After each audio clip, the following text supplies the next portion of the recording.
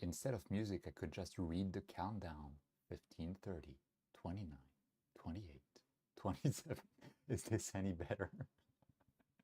I didn't think so. Okay, I'm gone again.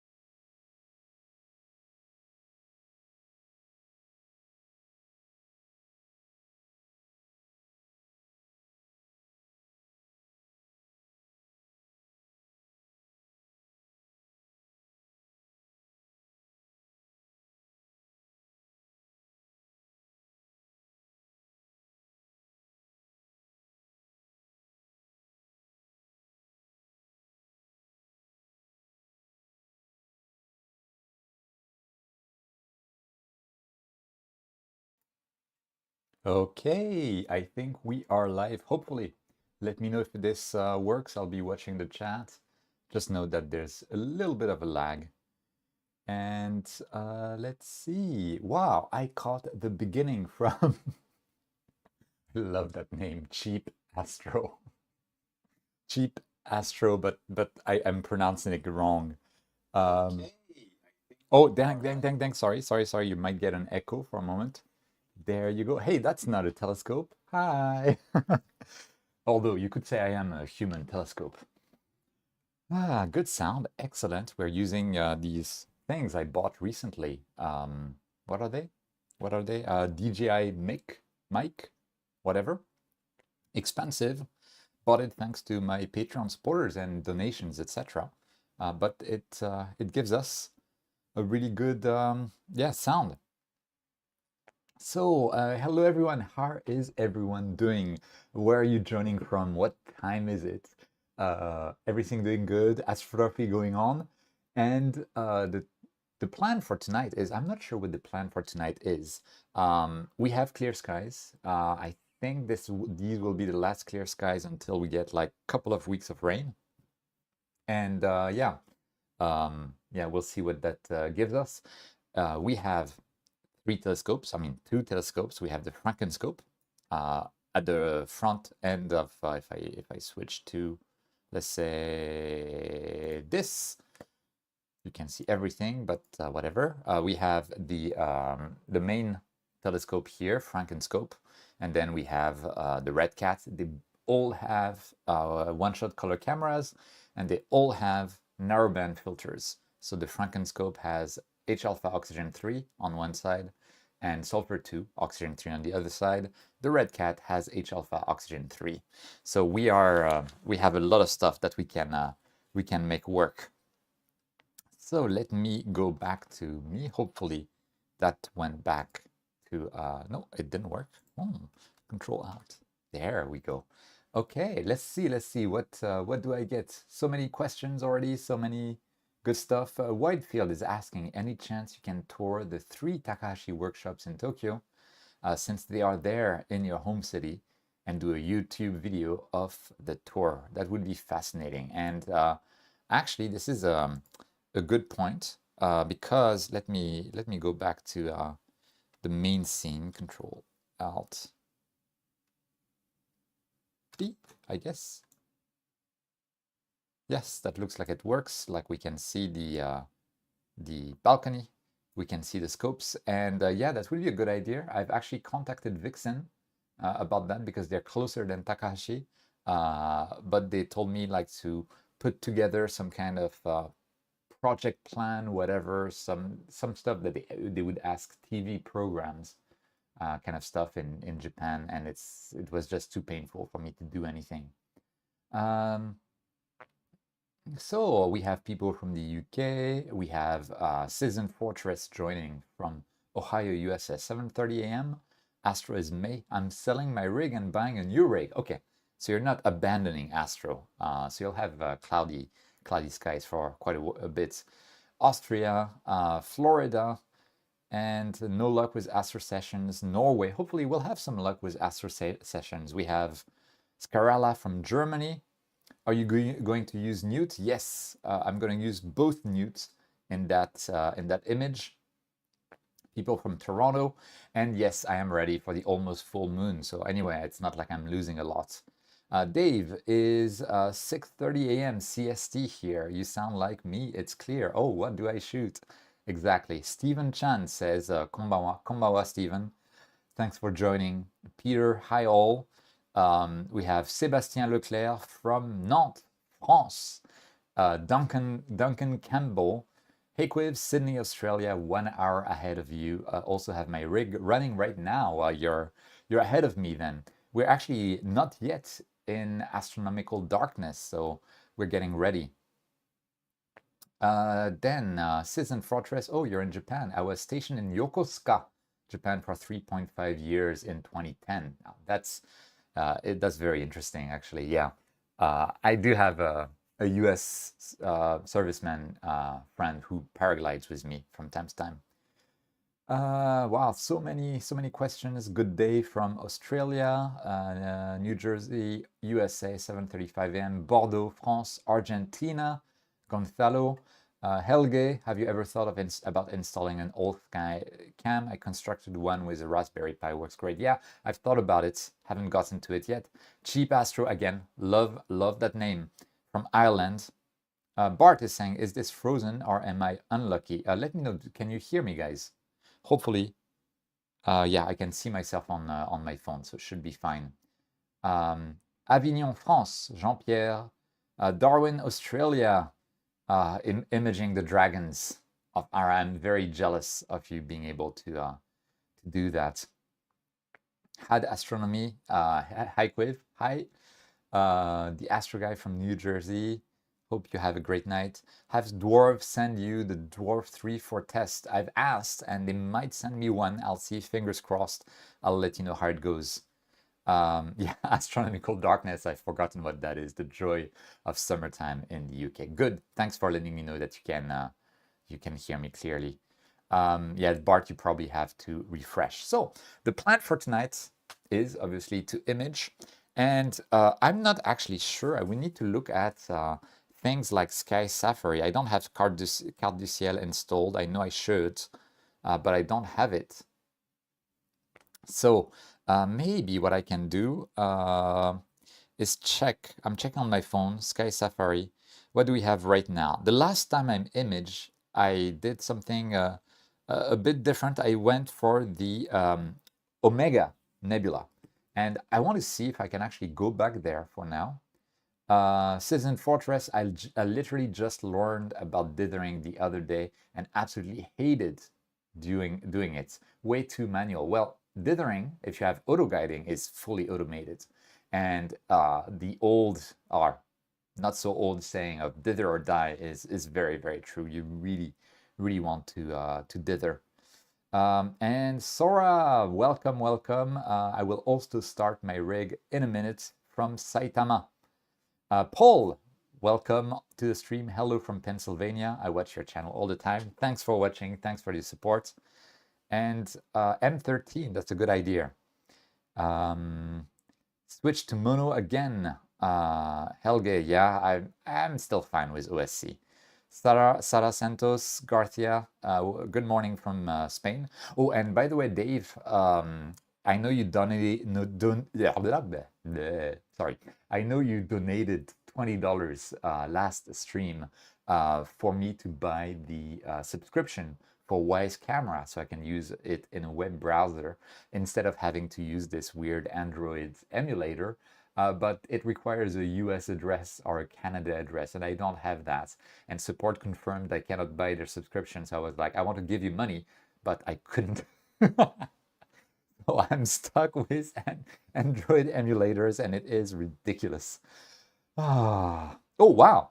Russ McKinney, thanks for putting out so much content lately. Keep it up. Absolutely. We have, what do we have? We have a mount review from a completely unknown brand coming up probably on Friday night, Japanese time. So yeah, it's a lot of work. The blue horse head, Chuck, you want me to die here in Tokyo? Come on. Yeah, the blue horse head is kind of my dream, but I'll have to do it from a further away area. But going back to Russ McKinney, thanks for the donation, $10. Let's go. No, seriously, that's awesome, mates. It helps so much. I do plan on, I hope to go full time at some point. So that's kind of like my objective this year, and every bit helps. Where can I find your M51 processing? I wanted to compare. I take photos with Bortle 6. I think I don't remember. I did a tutorial video. Oh, yes, I have. If you search the live streams on the live section of the channel, you should find my previous live stream, and I processed M51 live there with all of the tips. So you can check that. Yeah. Scarali just stumbled across your channel a few days ago because of your powerful smart telescope with the Skywatcher 50 ED. It's going to be my first rig next year. So that video, I have a pinned comment, but I would suggest rather than building your own, if you're all set for a smart scope, is to go for something like the C-Star S50 instead. It's going to be cheaper, easier, faster. It didn't exist at the time, but now, right now, I would suggest buying the pre-made telescope. It's just easier and probably even better as well, and cheaper. So yeah, just so you know. And yes, you were just asking for a better option. So yeah, C-Star S50. If you check this video description, somewhere there should be a link to the C-Star S50. So I would recommend having a look. Philip, I mean, the video I have about the flaring issue is for you guys. It's not really for me because honestly, I don't care that much about that flaring issue. I want to see if I can get it fixed, but it's not that much of a big deal to me. But, since I had found the issue, I need to be open about it and, publicize it on the channel. So that's why this video exists, together with asking for, simple solutions. But we're not going to actively try to resolve that today. Maybe like someday in the future, I will switch the imaging trains, like coma corrector and camera, between the two scopes and see if we can fix that. Seems like it's going to be a clear sky over at your side. Exactly. Yes. I hope it is going to stay clear like that. It should be. And yes, as Sarah says, Kerala, the C-Star is really good. I have videos on the C-Star as well. If you search the channel with C-Star S50 plus Cuiv or whatever, they'll come up, and it's really good. What camera are you using to see scopes? I really need to get one too. This is the Wise camera. Oh wait, David Anderson, I think that's roughly $5 donation. Thank you so much. Seriously, every bit helps, so that's awesome. And have you found out of the carbon mute? So I assume the flare issue. No, I haven't been able to test it since I made and released a video. And the camera I'm using is a Wise camera, Wise Cam V3, I think. It works pretty well, but you require a paid subscription to view the camera from your browser or from your PC in general. Otherwise, you have to use workarounds. It's a bit annoying, but otherwise it works really well. Then, Cuiv, do you have an Astrobin account? I think I do, but I haven't accessed it in years and years and years, so it's probably not very interesting. What's Wheelhouse? Again, Cuiv joining me for breakfast. Wonderful. Enjoy your breakfast. So yeah, cheers for that. That's awesome. I have some white wine in there. I am so sorry, but cheers, mate, for your breakfast. Citizen Fortress, $10 donation to help out the channel. That's amazing, mate. I'm just starting in Astro. I have a Skywatcher Star Adventurer, good choice. Canon 600D, good choice as well. And Rokinon 135, excellent choice. Spent 5 hours on its shot and the noise was terrifying. I didn't dither.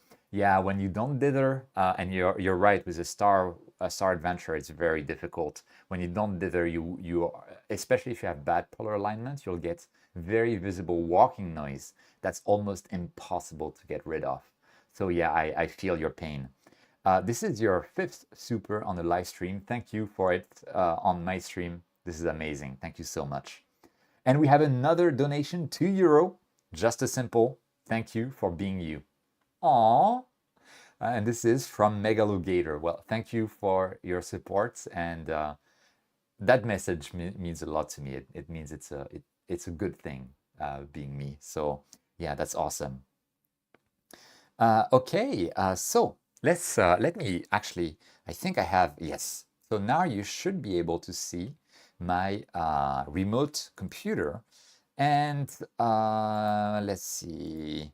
Yeah, I have SharpCap. I subscribed to the paid version just earlier this evening, just to see if we could do some live stacking as well, because my good friend Luke from the Lucomatico channel does that on his live streams, and I'm an evil copycat, and therefore I will use all of Luke's seriously wonderful live stream tips and tricks and apply them to mine, which are much more artisanal. If you don't know Luke's channel, search for Lucomatico. It's a great channel, highly recommended for Astro. So I'm going to open up Nina because that's what we use. And we're actually going, I'm going to use Nina for the two Newtonian telescopes on the mount. So I have two profiles of Nina, Carbon Star and Quattro 150p. And we're going to go for the Carbon Star one for now, because that's the one that controls everything, at least from the start. So let me look at all of my messages. It's difficult to actually keep track of everything because when I open this desktop, I don't see the messages again. So let me actually resize it like that. And we have another donation, George Botarini. Keep up the great work. So first, thanks so much for the donation. It's this kind of stuff that will let me go full-time. Seriously, that's kind of my objective this year. Going full-time so I can create a Discord, have time to manage the Discord, do more content for my Patreon members, for you guys in general. And yeah, it's amazing. Thanks so much for that. And yes, I will keep up the work. Talking about smart telescope, what do you think about Dwarf 3 smart telescope? The specs look good, the size looks good, and I'm actually really excited for it. It could be a really good, like almost a competitor to the C-Star, in between the smart, the Dwarf 2 and the C-Star, and I think that's great. So really looking forward to it, and I hope to be able to test it soon.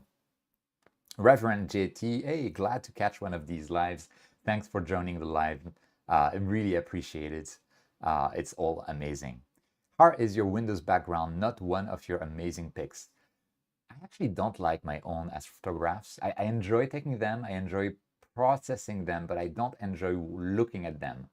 Maybe I'm a bit too much of a perfectionist like that. Yeah, so Cheap Astro, spelling Lucomatico, yeah, that's the spelling. Check the channel out, it's awesome.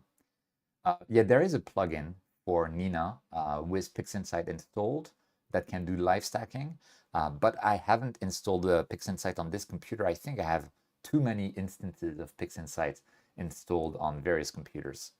Trevor McDougall, $3 Australian dollars donation. Every bit counts. Thanks so much for that. And next time, so you already left the stream. Oh man, I'm so sorry I didn't see your donation earlier. Thank you so much. It really, really, really helps. Grigori, hi Cuiv. Thank you for your continuous drive for astrophotography. You're welcome. Question, how would you combine images received with two telescopes with different focal lengths? What would be the best strategy? Well, I've done that in the past, and even the Frankenscope has effectively two different focal lengths at 520 and 580 millimeters. If you are not too far apart, what you can do is, I can even open up PixInsight to show you, is you can stack your images from each scope separately, and then you open up the images in PixInsight, and you can go to the star alignment feature. So there's a star alignment process somewhere, and once you go to star alignment, you can use that to align one image to another. So you choose one of the images as a reference image, and then you choose the other one as a target image, and you run it, and it will use the stars in the images to align them together. If the focal lengths are not too far from one another, they will get aligned, and the one image will be resized to match the other one. So I suggest that the reference image would be the one with the higher focal length. Hope that that answers. Grigory, $5 US, just a message 5. What does 5 mean? Thank you. Oh, just $5 US. That makes sense. I'm probably tired. Thank you so much for that. So that's absolutely great. It really helps out. Megalogator, PixInsight can do that. PixInsight can do everything. PixInsight is magic and should be worshipped. Well, maybe not, but it's honestly amazing. Download the trial and give it a go. Cuiv has some great tutorials to get you started. I warn you though, once you try it, you'll buy it for sure. It's expensive, but it is the very best purchase that I made for the hobby. Okay, let's go back to Nina while we're at it, and I'm going to connect my equipment. I could use this button there to connect everything, but that's not fun. So I like to connect one by one just to see what's happening. And this is my main telescope. So if we look at it, it's this dude here in the background with all of the lights there. And it has a ZW ASI 2600 MC Duo color camera. And let's see, we have, I'm going to turn on the dew heater and start cooling the camera, because ZW cameras, they take a while to cool. It's like, it's very slow to get to there, and I think it's to avoid thermal shock, that kind of stuff, which is fine. Sarah, Cuiv, have you tried Siri's live stacking function by any chance?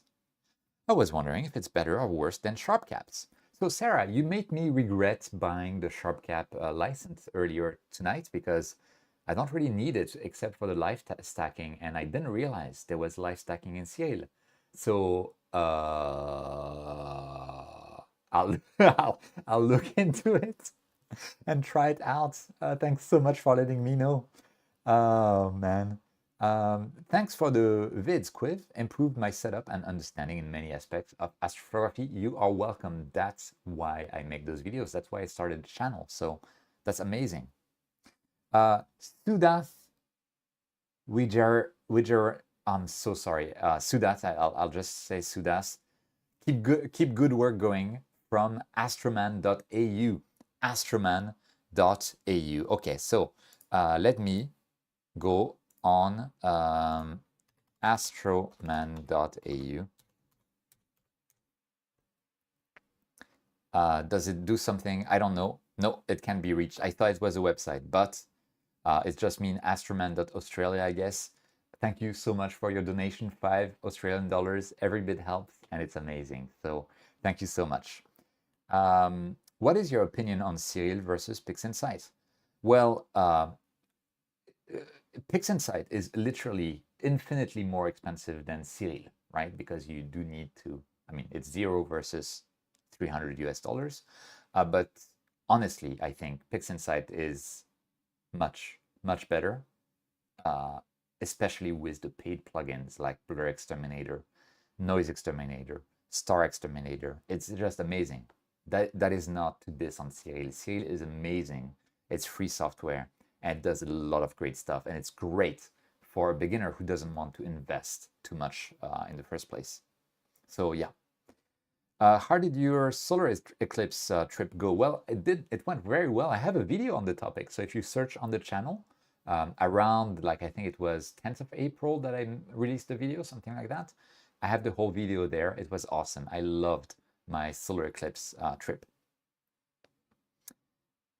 Well, Citizen Fortress, I was talking about multiplication.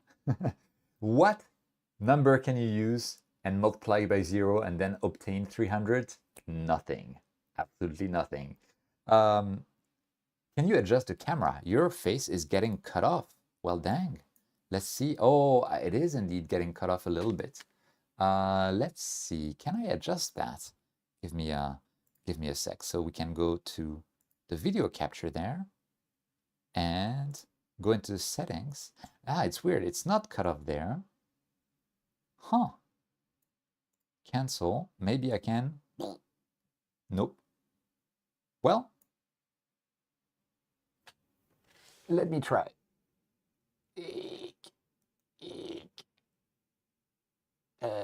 This. Aha! I think there we are. Much better now. Hello, Cuiv, from here in the UK, Astro Sheds. Welcome. Thanks for joining the stream. This is awesome. And there is also live stacking in PixInsight, yes, and even a plugin in Nina for that.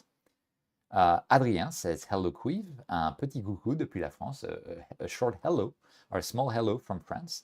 And what object is being targeted today? This is a good question. I want to go for the Omega Nebula, but I don't know if it's going to be visible from my balcony right now. So we'll see. So let me connect the rest. So I'll connect my focuser. I'll connect my fake filter wheel. So manual filter wheel, by the way, for those who don't know, that's what I use to keep track of the filters that I'm using. And currently, this telescope uses the H-alpha oxygen 3 filter. So I'm just changing it and telling Nina it's H-alpha oxygen 3. The idea with that is that Nina will leave this information in your file headers, so PixInsight will be aware of it. and then I can take flats with the same manual filter and then stack everything together, including with other filters, and PixInsight will sort things out automatically. Watch the camera just stopped working, really? No, I think it's working. I think we're good, hopefully.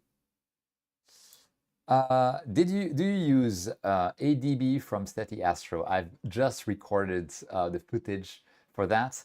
I will be testing this, I mean, basically editing the video, releasing it maybe next week. We'll see. So it's a very interesting process. So we'll have a video on that, on never fear. I've seen the Omega in visual. Wait, Gonzalo, ARS. Okay, I need to check that.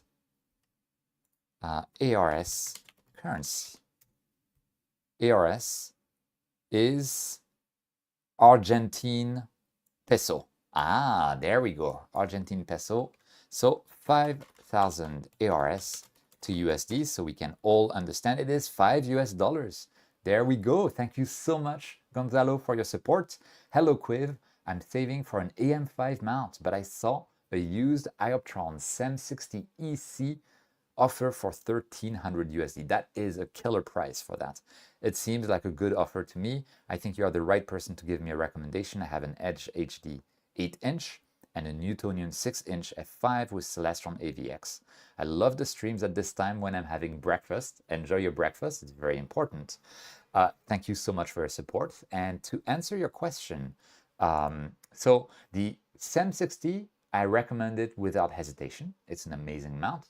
The SEM60 EC with the encoders, I don't know for sure because I've heard stuff about something called subdivision error, or SDE for short. In short, that could basically, you have, I think, scenarios where the encoders and your guiding can fight one another, kind of, and not work that well.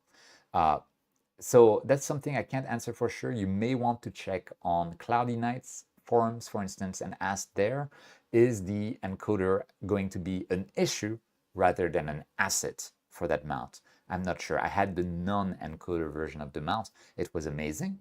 For relatively the same price, though, I think you can get something like the Meow Astro or Proxy Sky 17R mount, UMI 17R mount.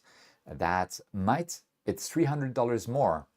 But these days, harmonic drive mounts are performing so well that you may want to look at what's available at a low price. The UMI mounts are quite cheap for what they are, and they might be a better choice than a used SEM60 EC. Okay, let's see. So Bart, I'm sorry you're having issues with the stream. Hopefully it will fix itself. Oh yes, that's good. Tom.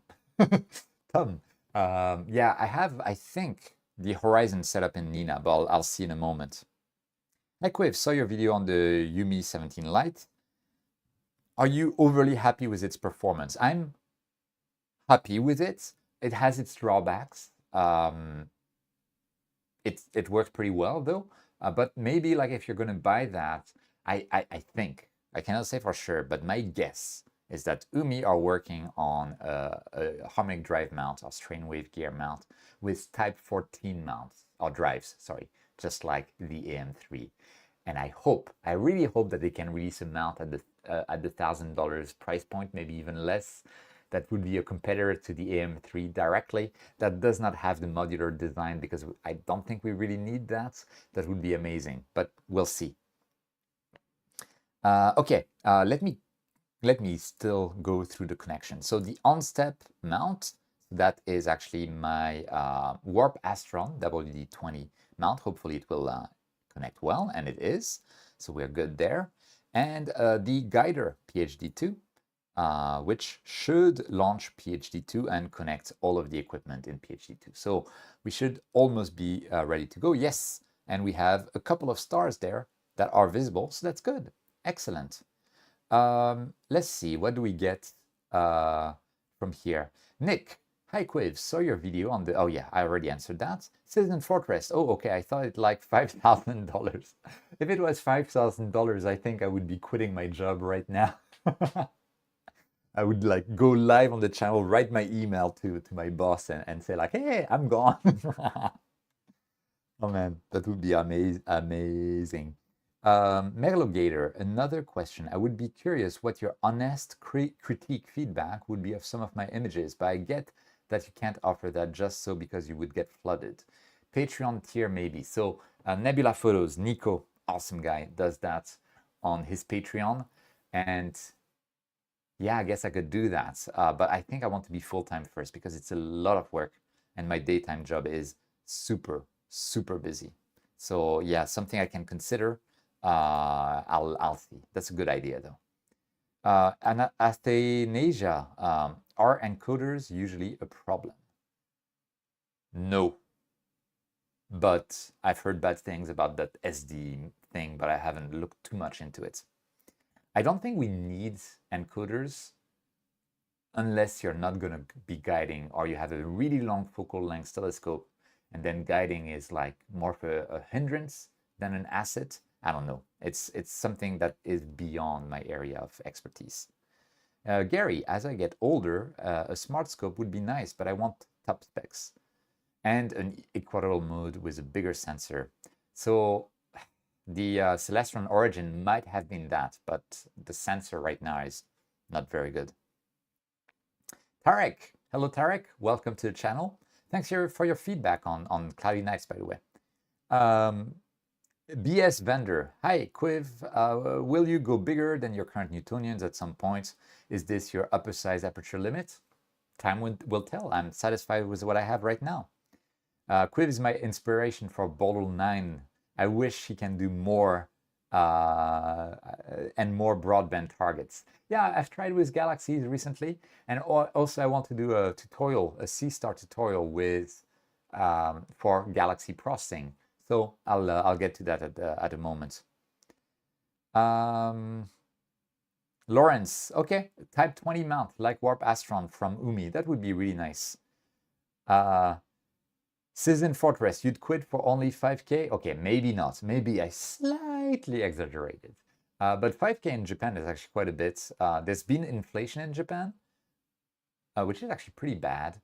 And of course, like inflation creep in the income tax brackets that have not been adjusted.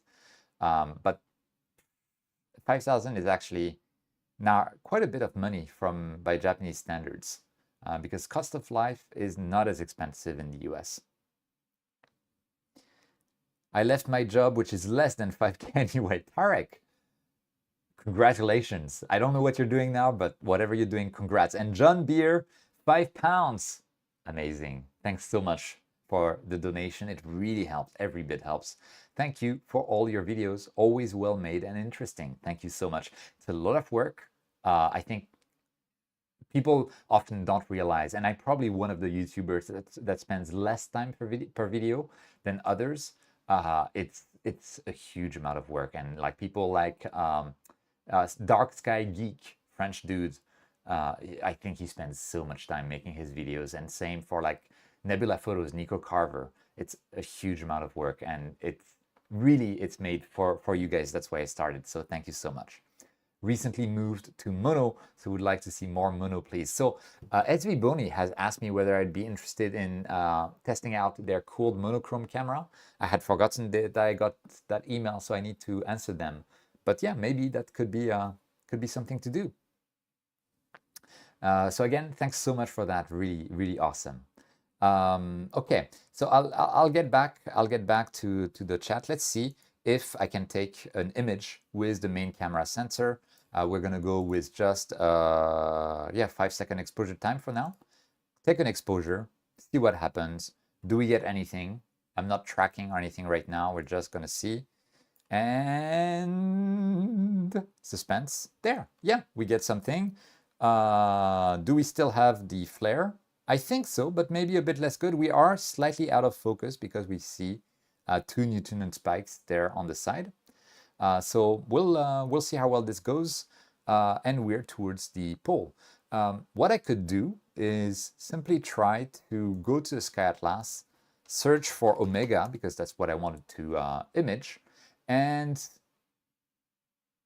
shall we try to slew to it?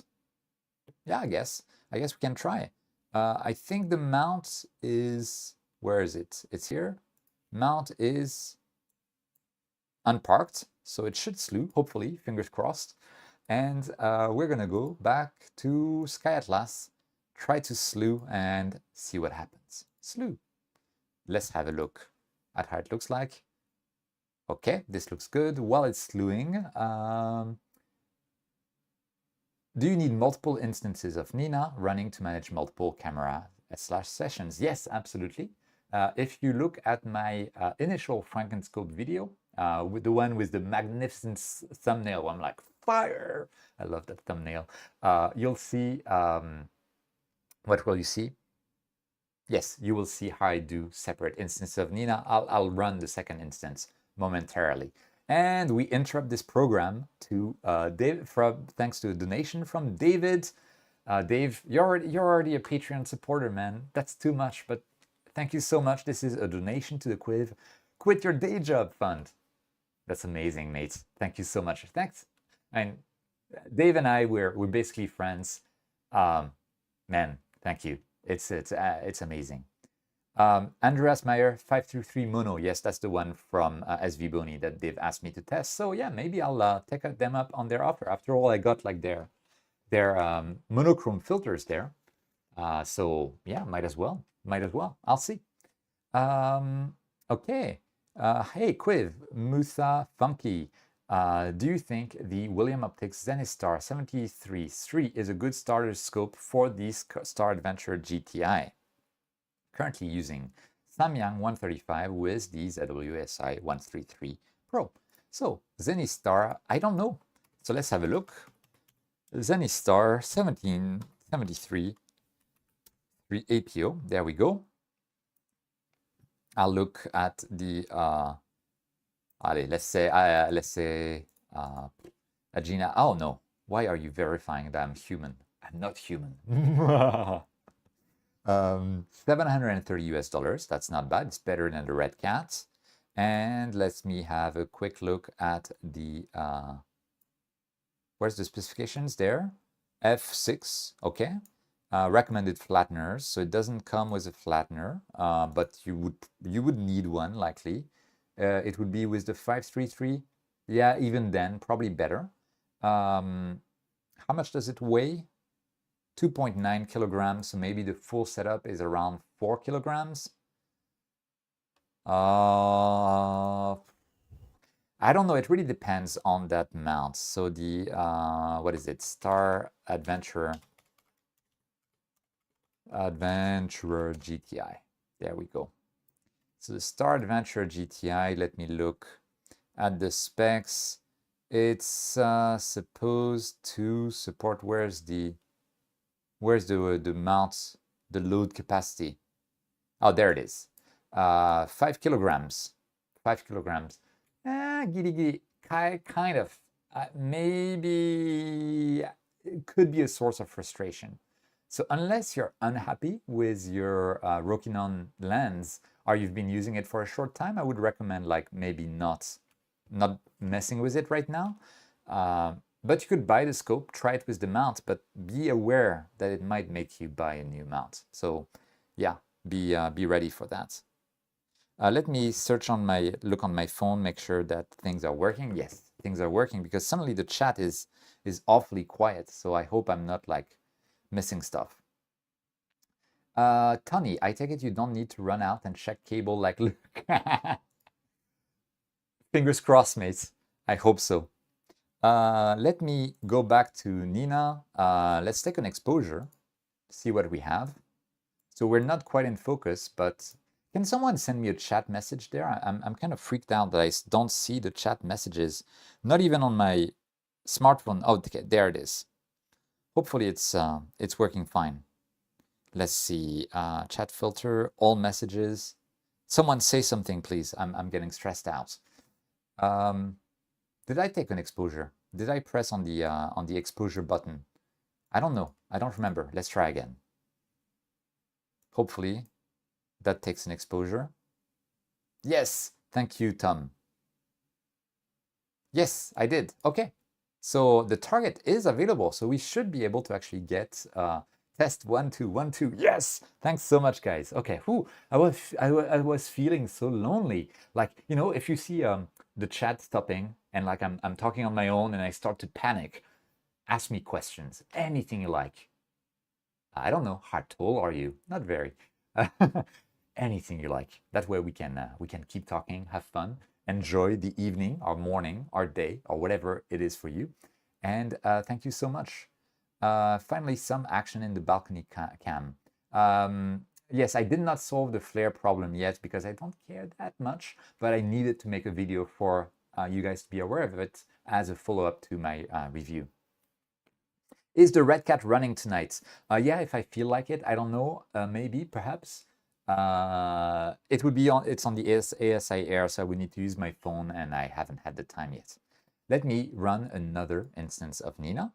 So I'm gonna go back there and open up Nina, and this time I will connect to the Quattro 150p camera. Yeah, no fly or spider in the scope, so it's definitely something else.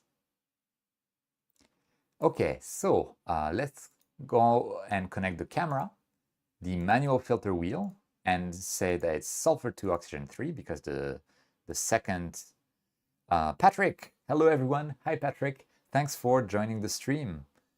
Okay, and I am going to also connect the ZW focuser. So this is the second scope, the second part of the Frankenscope, and we're going to take an exposure with that, 5 seconds, and see if we get something nice. Are you using the same chroma corrector on both Newt? No, I'm using the chroma corrector that came with the set for the Carbon Star, and for the other one, I'm using the one that came with the Quattro 150p. One is 0.95 times reduction as well, and the other is 0.8 reduction, I think, so they're not the same thing. Are both newts flocked? Yes, they're flocked to death. Like, seriously, they're very, very, very flocked. Okay, hello everyone. Hello Erdem. Thanks for joining the stream. I'm going to change the L enhance for the ASCAR C. Oh, yeah, that's a good idea. Although, wait, doesn't the L enhance have tighter band passes? You might want to double check that. The ASCAR C, if you already have the L enhance, you might want to just buy the C2 to get sulfur 2 data, because you probably don't need the C1 if you already have the L enhance. Okay. Do you think it is crucial to use chroma corrector with Newt? Yes. Yes, I do. Especially with an APS-C size sensor like I have on both telescopes right now. So let me actually run. Ooh, I can see my previous autofocus was not super successful. Wait, you didn't see anything. Let me check my autofocus parameters. We have 5 seconds exposure time. Have I cooled my camera? Not yet. So I'm going to cool the camera and start the temperature control and start the dew heater. And I'm going to try autofocus on the Quattro 150p. See what happens. Ryan, welcome to the channel membership program. Thank you so much, mate. That's awesome. Every bit helps. Support means everything. And it is helping me on my road to becoming full-time on this, so I can make better, more content, Discord channel, and I can be available for you guys. Bart, do you think it is... Yes, I already answered. Adrian, hi Cuiv, are you using the StellarMate Pro? I am tempted, but then... So the StellarMate Pro is, I think, good if you are able to tinker with it until it works. It's a very interesting concept, and I like it, but because of my dual Frankenscope with the StellarMate Pro, I cannot deal with 2 telescopes at once, so I have to use Nina. Overall, Nina is better because it just is better. But I am biased because I was a long-time code contributor to Nina, actually. The autofocus routine, the curve fitting on the autofocus curves, even like the direct guider to do blind dithering without needing an auto guider, that kind of stuff. I wrote that for Nina. Well, I rewrote the whole protocol for autofocus, that kind of stuff. So I spent a lot of blood and tears in Nina. Yeah, so I'm very, very biased. Okay, hi Cuiv, loved the video. Thanks, Sander. Michael, hi Cuiv, I started my astrophotography journey because of you back in November 2023. So when you say because of you, is it thanks to you or is it because of you? And it's accusatory. In which case, I am so sorry to have like gotten you fallen into this black hole. Press F for respect in the chat for a fallen comrade. Michael, thanks so much for being on the stream. This is awesome. Okay, don't forget to hit the like button, everyone. Yeah, I'll hit the like button. Oh no, what did I do? No. You've just closed the dockable window. Okay, I can fix this, guys. I'm a professional. Chat is back. No, it's not. Whew. This is highly technical. This is, you know what? Streaming, and I'm being serious, is more complex than astrophotography, especially because it's real time. Are you using Nina's autofocus routine or Hocus Focus? I am using Hocus Focus, even though the Nina autofocus routine is better because I wrote it. No, it's not better. Hocus Focus is typically better. I recognize it. Yes, good evening, everyone. Good evening, Luca. Thanks for joining the stream. So the autofocus seems to have worked really well. Let's take, I'm not guiding, but who cares? Let's try a 30-second exposure, see what happens there. And while we're doing that, I'm going to go back to the other instance of Nina, and that's the one for the carbon star.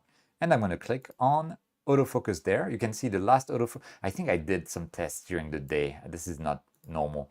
But imaging, no, autofocus. And we have 5-second exposures. That should work. And I'm going to click on start autofocus, see what happens. Cleanthis, can you suggest the best setup that can be used for electronic assisted astronomy without breaking the bank? Yes, it's the C-Star S50 or the Dwarf 2 and the upcoming Dwarf 3, hopefully, once I get to review it. Seriously, if you want a setup for EAA and you don't want to break the bank, those are your choices. I don't think it's possible to make a setup that's going to be cheaper than that and while achieving significantly better results. The C-Star is such, and the Dwarf 2 as well, they're such an incredible package. I mean, I always have them next to my desk while I'm working. They're there, and the Dwarf 2 is in its case here. I have them. They're available. They're here. I love them. They're good. Okay, Athol, you helped me get back into the hobby again. Thank you. You're welcome. Always. Good morning from the US. Greybeard. Greybeard. Are you Gandalf by any chance? Maybe, maybe not. We'll see. Should we call you Mithrandir? Or maybe not. Yeah, don't forget to like the stream, guys. And if you want me to quit my daytime job, donate whatever you want. Oh, we're having a nice autofocus curve. And while we're doing this autofocus curve on the carbon star, our 30-second exposure on the other one should be done. And we weren't guiding, so we have some star trailing, but it's not bad for a mount. And for the mountain, it looks decent. Looks decent to me. So let's maybe start guiding once I'm done with the autofocus. Actually, I don't want to mess up with the autofocus routine or with the calibration routine. So this autofocus is almost done. And let's see. Oh, Swiss francs, right? 50. Isn't Swiss franc is actually quite strong, isn't it? 50 CHF to USD. Wow. Mac Arono, that's a lot. Thank you so much for your contribution. It's not a small contribution, it's a large contribution. Another small contribution to the Quit Day Job Fund. Thank you so much. I mean, seriously, I'm really serious. I'm actually, I hope no one from my job is watching this. If you are, keep quiet. But yeah, I'm thinking of like collecting my bonus and then leaving the company. We'll see. Being a non-upgradable is a big drawback. I agree. That's the drawback of all of those smart scopes. The only smart scope that I'm aware of that is upgradable is the Celestron Origin, but for now I haven't been convinced by it at all. And yes, again, Macarono, I keep going back to your message. Thank you so much. It really, really, really helps out. Watching you while working remotely. Thanks for companionship. It is my pleasure. Also, thanks to the rest of the chat to help with that companionship. Mike, hi Cuiv from Northern Michigan. Thanks for joining. Hello, Mike. And Kaien, konnichiwa, Cuiv-san. Greets from sunny Munich. Guten Tag, guten Tag, I guess is the right word. Then moving to darker skies, maybe not, because my lovely wife might not be so happy with that. But it would be really nice because then I could sell this house and buy a much cheaper house in the country. It would be awesome. And then invest the rest into S&P fund and yeah, we'll see. Okay, this autofocus seems to have worked well. So we're going to do the same thing. I'm going to take, no, we're going to guide first. I'm going to go to PhD 2. And it seems to be in pretty good focus there. And yeah, let's see what happens when I select a star. I think it's selecting noise. So maybe I'll increase to 2 seconds. The mount, the WD-20 in my experience is okay with 2 seconds. So we can try again. Okay, I think that's much better. And I can go into the settings of PhD 2. Okay, why? Oh, yes. Let me go back. Settings of PhD 2. We're going to go into guiding, minimum star SNR. I'm going to set it to like 50. And that should avoid having fake stars there.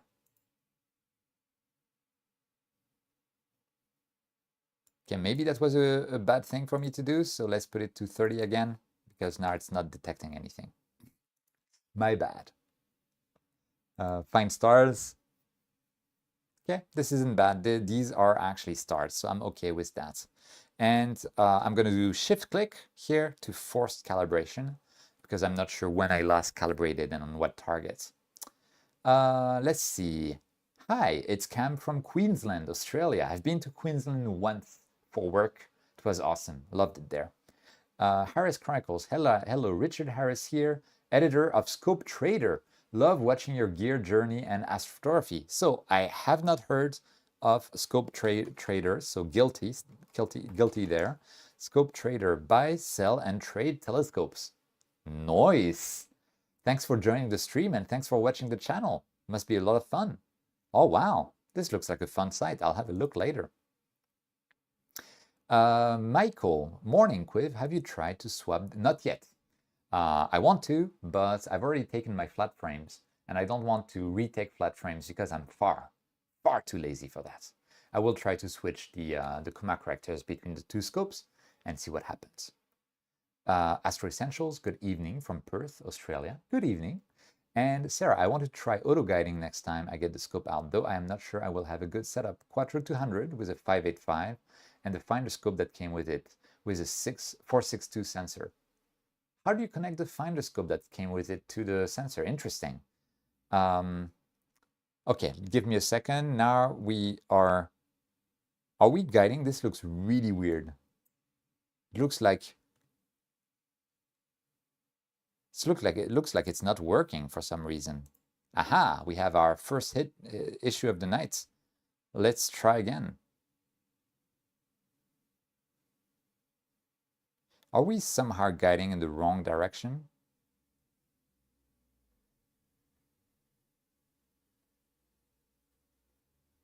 Am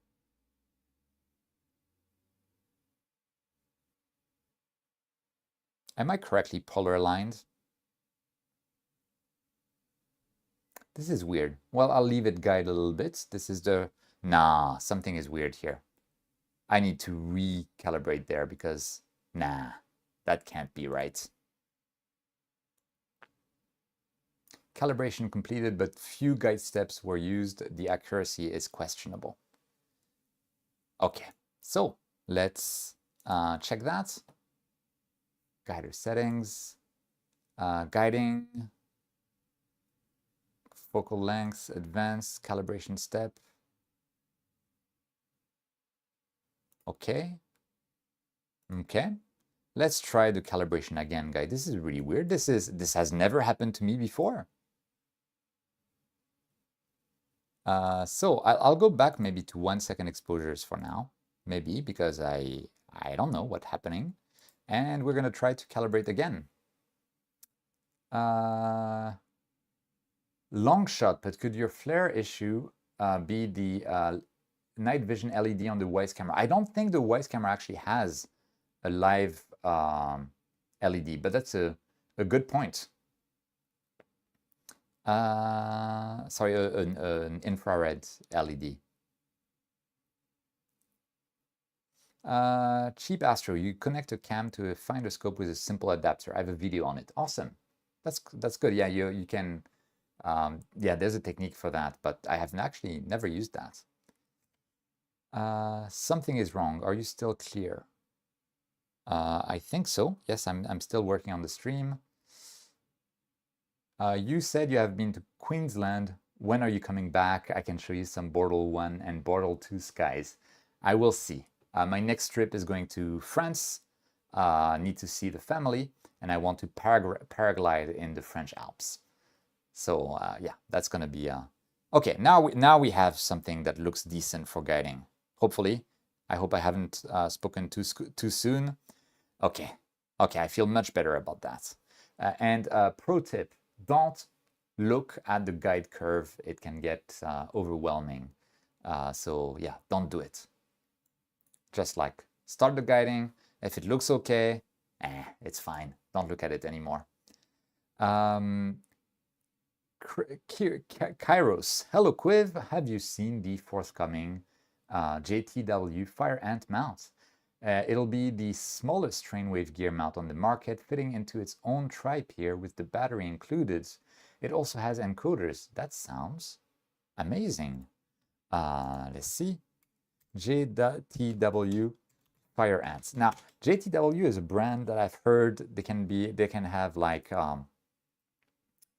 ambitions that might be too high for what they actually were able to achieve. So I don't know if it's going to be the case because, yeah, I remember those, I think, friction drive telescope mounts, but I'm a bit worried about whether it's gonna work. Yeah, that looks amazing. Tiny mount. 15 kilograms payload, so it uses, oh, 5,000 euro.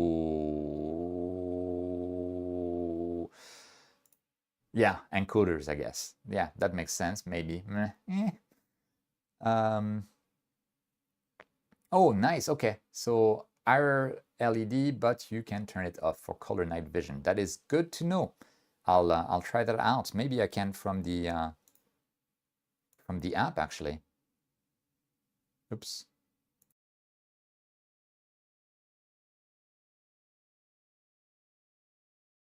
Huh. Nah, I don't see it, but whatever. Doesn't really matter.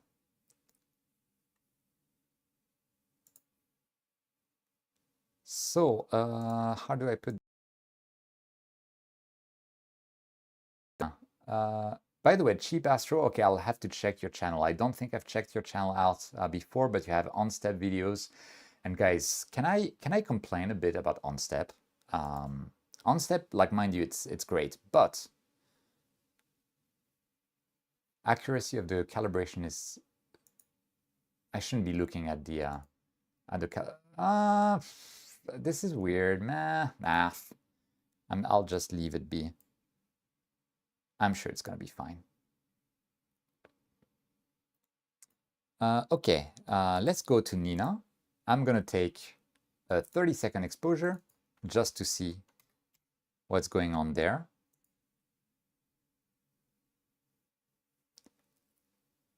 And we'll see what's going to happen. So on step, yes, I was saying on step, I really don't like the meridian stuff.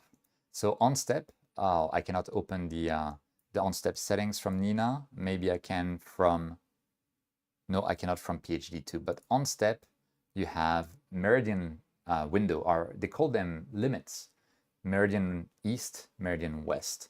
And when you set those, it's set in degrees. For instance, let's say 5 degrees on each side. It sets a meridian window of 10 degrees. And if you try to slew into that meridian window, it will use a specific side of pier for your mount. Then you need to set up in the on-step preferred side of pier setting.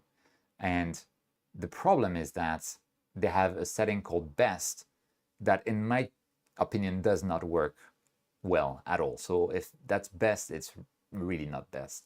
And they conflagrate this window, which affects the way that the mount slews to target that are within that window, with meridian limit at the same time. And they should not. It should be a separate setting.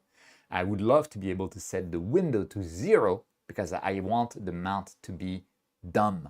I want the mount to just slew, and if the target is past the meridian, then slew from the other side of the pier. Just don't bother me with a meridian window, but still with the meridian window closed in on-step, I want to be able to have a limit past the meridian, so I can keep imaging until, like, let's say 10 minutes past meridian, and then perform the flip. But yeah. Yeah, so that was my little rant about the on-step software. I was saying that we want to check Nina. I think I took a 30-second exposure, did I? I don't remember. Let's try again.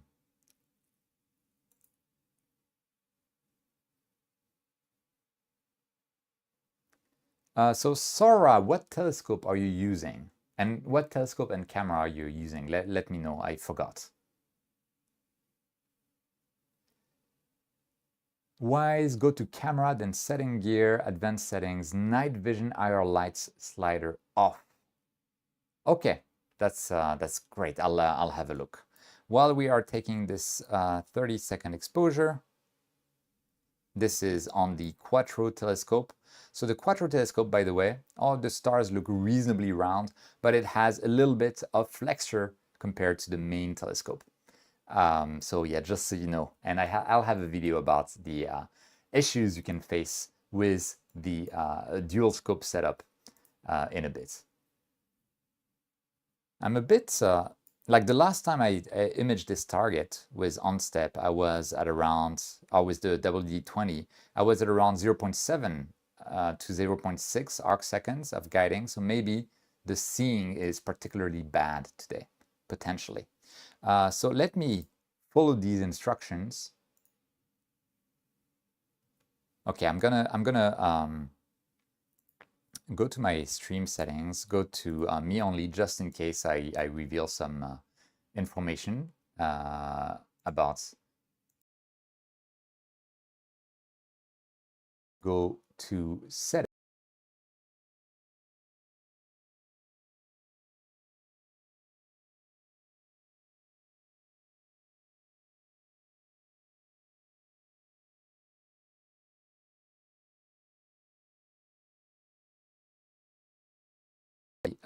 Main streaming scene. There we go. Oops. There we are.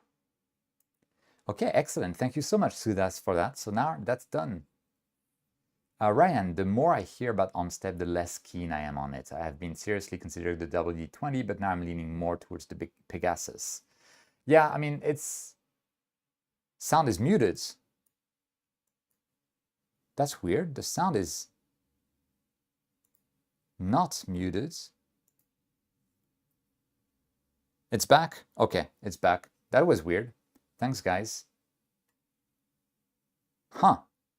Looks like I have the mic, though. Hopefully it's gonna work again.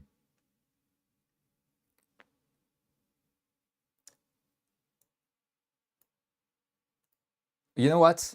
I think I'm not polar aligned. There's far too many RA corrections. I feel like I'm not polar aligned. Okay, good. The sound is back, but you know, let's keep struggling with the poor polar alignment because why not? And it's fixed now, so that's good. It was when you switched screens. Okay, that's good to know. Memi Self-Andy. Hi Cuiv, hello Cuiv, good afternoon from Spain. Thanks for all of your vids and ongoing efforts. Learning so much, that is why I make the vids. Thanks for your thanks. This is awesome. Okay, so as a summary, we're not having really good guiding with on-step right now and with the WD-20 right now, which is kind of unusual. Usually I have much better guiding. It's possible that the polar alignment is off because I was, as usual, messing with stuff. So that's quite possible. That said, even with such guiding, there's a little bit of, slightly oblong stars. We're just gonna not care and do it. Yes, I probably bumped the mouse. That's one of the things when you're filming videos and stuff for YouTube. It's very difficult to not bump things around. So I'm kind of used to that, but I'm too lazy to redo the polar alignment. Unless you want me to do it, I can try. I can try. So actually, yeah, maybe you can try. I can stop the guiding. So we can say stop here, and we can go to Nina and try polar aligning. I'm sorry, we're not imaging anything, but I hope you're having fun, just chilling around. And polar alignment, there we go. So I am going to first go put the telescope back home. So I am going to go to the Mount tab and click on Home. Are you going to do a live stack? I hope so. We'll see if I can make it work. Then we have Nobako Shop Metamorphosis. Hello Cuiv, I have a problem. I just bought a CLS clip in filter for my Canon EOS and I can't reach focus. Should I decrease the space between the filter and the lens, or should I put a spacer? Typically with lenses, you do not want to put a spacer. But that's weird. You should be able to reach focus. I would love to see a joint live chat with you and Dylan and Nico. That would be amazing. Maybe I can ask that. Why don't you have a pier set up on the roof? Too much work to set it up. And the roof is a wooden plank anyway. The pier will not help anything really.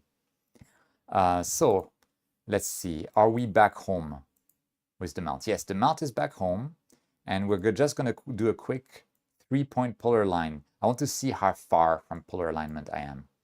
So imaging, 3-point polar alignment. I'm gonna start it. Let's look at what the mount is doing. We have, do you know any free alternatives to PixInsight? Yes, I do. not C-Star, Cyril. Cyril is a free alternative to PixInsight. I also noticed that the cover at the back of this Newtonian here fell off. So I'll need to put it back on. I'll wait for the polar alignment routine to have ended. Troop72, love your videos. Thanks from Germany. Thank you for joining the live, Troop. Okay, still no luck with star shapes. Yeah, well, don't sweat it too much. Sometimes we just need to enjoy, not care so much about star shapes, take the image, and we can make the star shapes work with like Blur Exterminator, or we just process the image and not zoom in. It's fine. It's gonna be okay. Watching your workflow makes me feel better about my workflow. Is this a backhanded insult there? Watch out. I'm on to you. Yeah, my workflow is very lazy. And I think with the live stream, I'm even lazier than usual, right? Normally I'd be like spending 5 minutes and then I'm done, right? How much does PixInsight cost? I think it's $300 US, but it's like the best $300 US that you have ever spent. So no, my polar alignment is good. So I have no idea why the guiding isn't working that well. So maybe what I can do is I'll go back to PhD2 and I will tell PhD2, I will use the calibration assistant. So tools, calibration assistant, and we can, yeah, let's try that. So slew, and let's see what the scope does. Is the Batter MPCC good chroma corrector for f5 6-inch Newt? I have no idea. I've never used it, so I'm not sure. Let's have a PhD2 like slew to a target close to the celestial equator, because that's where the guiding and the calibration in particular can be the most precise, and see what happens. Okay, so we are on target. So it's still saying, I always thought my issues were mine alone. I was joking, Nate. But yeah, absolutely. It's always good. I have issues just like everyone else. And it's good on live streams. I can show the issues that I'm having. So it's always good. Click on wait for tracking to stabilize, then click on calibrate. Okay. Talking of workflow, mine has become the laziest ever. I simply uncover the telescope and I press go on the Nina sequencer, then go to bed. I think this calibration is not going to work because... Cancel. Come on. It's not detecting any stars. Maybe my OSC filter is not the right thing to use. Let me try again. 2 seconds. Take exposures and see what happens. Is it just me or I don't see any stars? No, there are stars. There are stars, but they're kind of like buried in noise. Okay. I feel like I need to take dark frames for PhD2. Are you using OAG with, yes, with H-alpha oxygen 3 narrowband? It's not OAG, it's the ZW Duo, which I've tested with this filter before, but today for some reason, I have issues, and I'm not sure why. It's always fun to have issues, especially on a live stream. Let's try. What if I do an 80 gain and see what happens?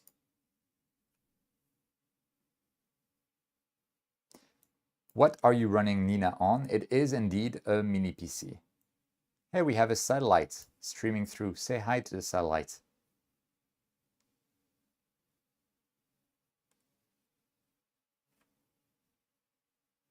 Okay, let's see. Is that any better? No, it's not any better. Huh.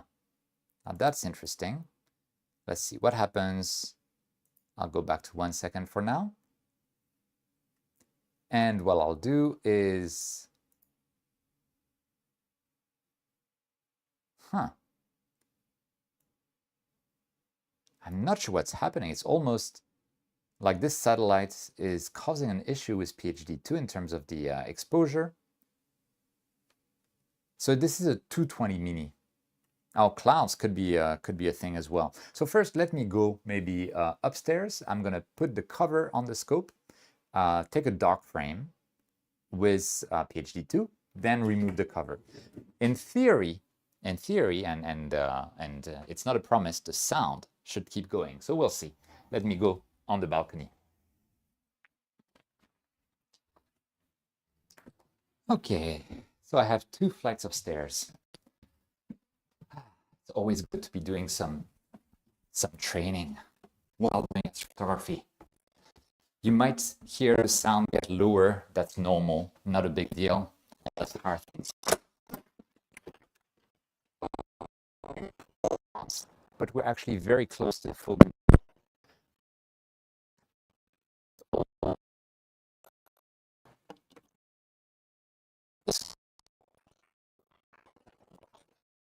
Okay, cover is on, and I need to find somewhere the is there. Okie dokie.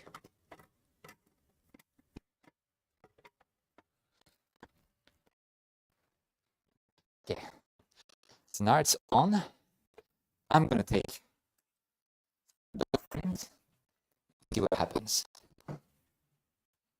Okay, down the flights of stairs, down the flights of stairs.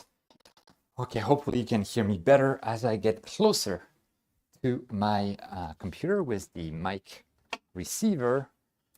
And we are back. Okay, well, that's not a big deal. I am back. Whew. So, tracking is turned off. Well, that would explain a lot of things. Yeah, guiding stop, that's fine. Is the tracking off? Yeah, I mean, it's 2 flights of stairs up, so yeah, it's normal that the mic kind of... I'm actually not even sure. Need better. This one is actually the DJI mic is the best in terms of range. Tracking is stopped right now. That's a good point. I'm not sure it should be tracking. So sidereal and set tracking rate. Aha! So now it's tracking. So that would make sense. We are tracking. Let's go to PhD2, and I need to take. I'm gonna stop. And we need to take some darks. So dark library, and minimum exposure time 0.5 seconds, maximum exposure time 2 seconds, frames to take for each exposure time 5. Yeah. It is covered. And we're going to take our dark frames. Place repeater around our, yeah, I know, come on. I cannot do all of that, Tarek, just for when I go on the rooftop balcony. We have to make do with what we have. Should not be tracking for calibration. Please reconnect the mount and the guide cam. Yeah, I'll do that. That's a good point. So we're taking dark frames anyway, and we should be almost done.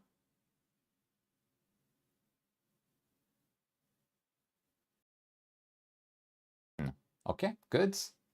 So I'm gonna go back and remove the cover from the telescope. So the sound will cut again a little bit, but that's not a big deal, right? I'm sure we can live with that.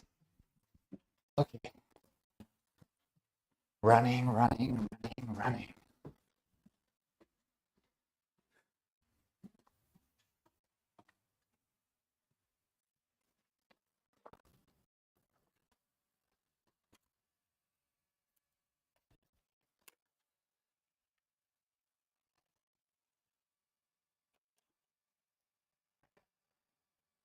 Okay.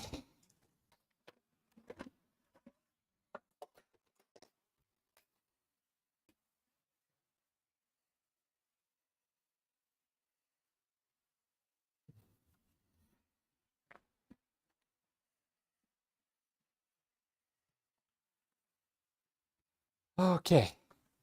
We are back, hopefully. Hopefully you can hear me again. Okay. So, good exercise in the evening. So we're gonna disconnect the camera, disconnect the scope, reconnect them, see what happens. And okay, so now we are still kind of weird. I've removed the cover, right? That is weird. I don't know what's happening. What is happening? Okay, I see stars. but they're still lost in noise. And this is, I'm wondering, it's probably too close to the full moon. That has to be, okay, that's much better actually. Oh, that's much better. It doesn't look good, but it's probably going to work. Let's try calibrating and see what happens. Let me see. Do we have any questions? So yes, Sudas, I reconnected the mount and the guide cam. We'll see how that works. Hi Cuiv, I love, from Drake Astro, love your videos, thank you, and have learned so much. I've been doing astrophotography for a little over 1 year. Wow. I'm using stock Nina. Can you recommend some plugins that are must-haves? Yes, absolutely. So must-have plugins, and check the documentation. Hocus Focus, definitely a must-have. Highly recommend it. You can 3-point polar alignment, also must-have. Check the doc, but it lets you do polar alignment very well. So it's amazing, absolutely amazing. Try changing the guide camera to 16-bit. Simon, that's a great idea as well. So yeah, those are the 2 plugins that I think are absolutely required. Let's see. Can we change that? Oh, is it in the camera settings themselves? Camera, it's not there, but you're right.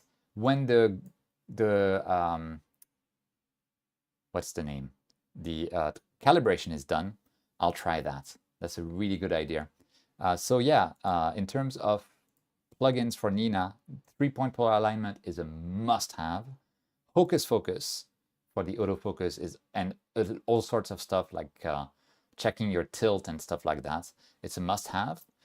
If you want to do a multi-scope imaging with a single mount like I do, you need the synchronization plugin. And if you want to sync your images from your imaging computer to your processing computer automatically, you absolutely need remote copy as well, or I have another system in a video. Arboculum is something that if you want to image multiple targets in one night with the advanced sequencers, you can say like image this target until the next target is at 40 degrees altitude, for instance. So you can use the next target as an indicator to stop the work on the current target. So that's my recommended plugins. Okay, let's have a look back at PhD 2. That's fine. So this is the before and after, and that's very close to the celestial equator. Looks much, much better. I'm going to stop the guiding for a bit and go to brains. No, go to the connection option, disconnect the ZW camera, and it is already in 16-bit. So we're good on that front.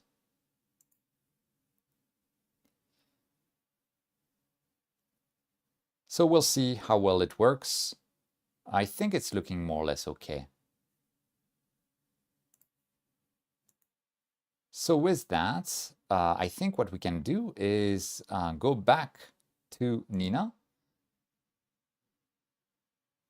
Yeah, I think it's going to work fine.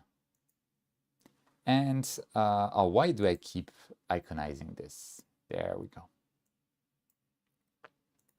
Let's go back to Nina, and what I'm going to do is we're going to slew again to the Omega Nebula. This is what I want to image at least a little bit before I go to bed.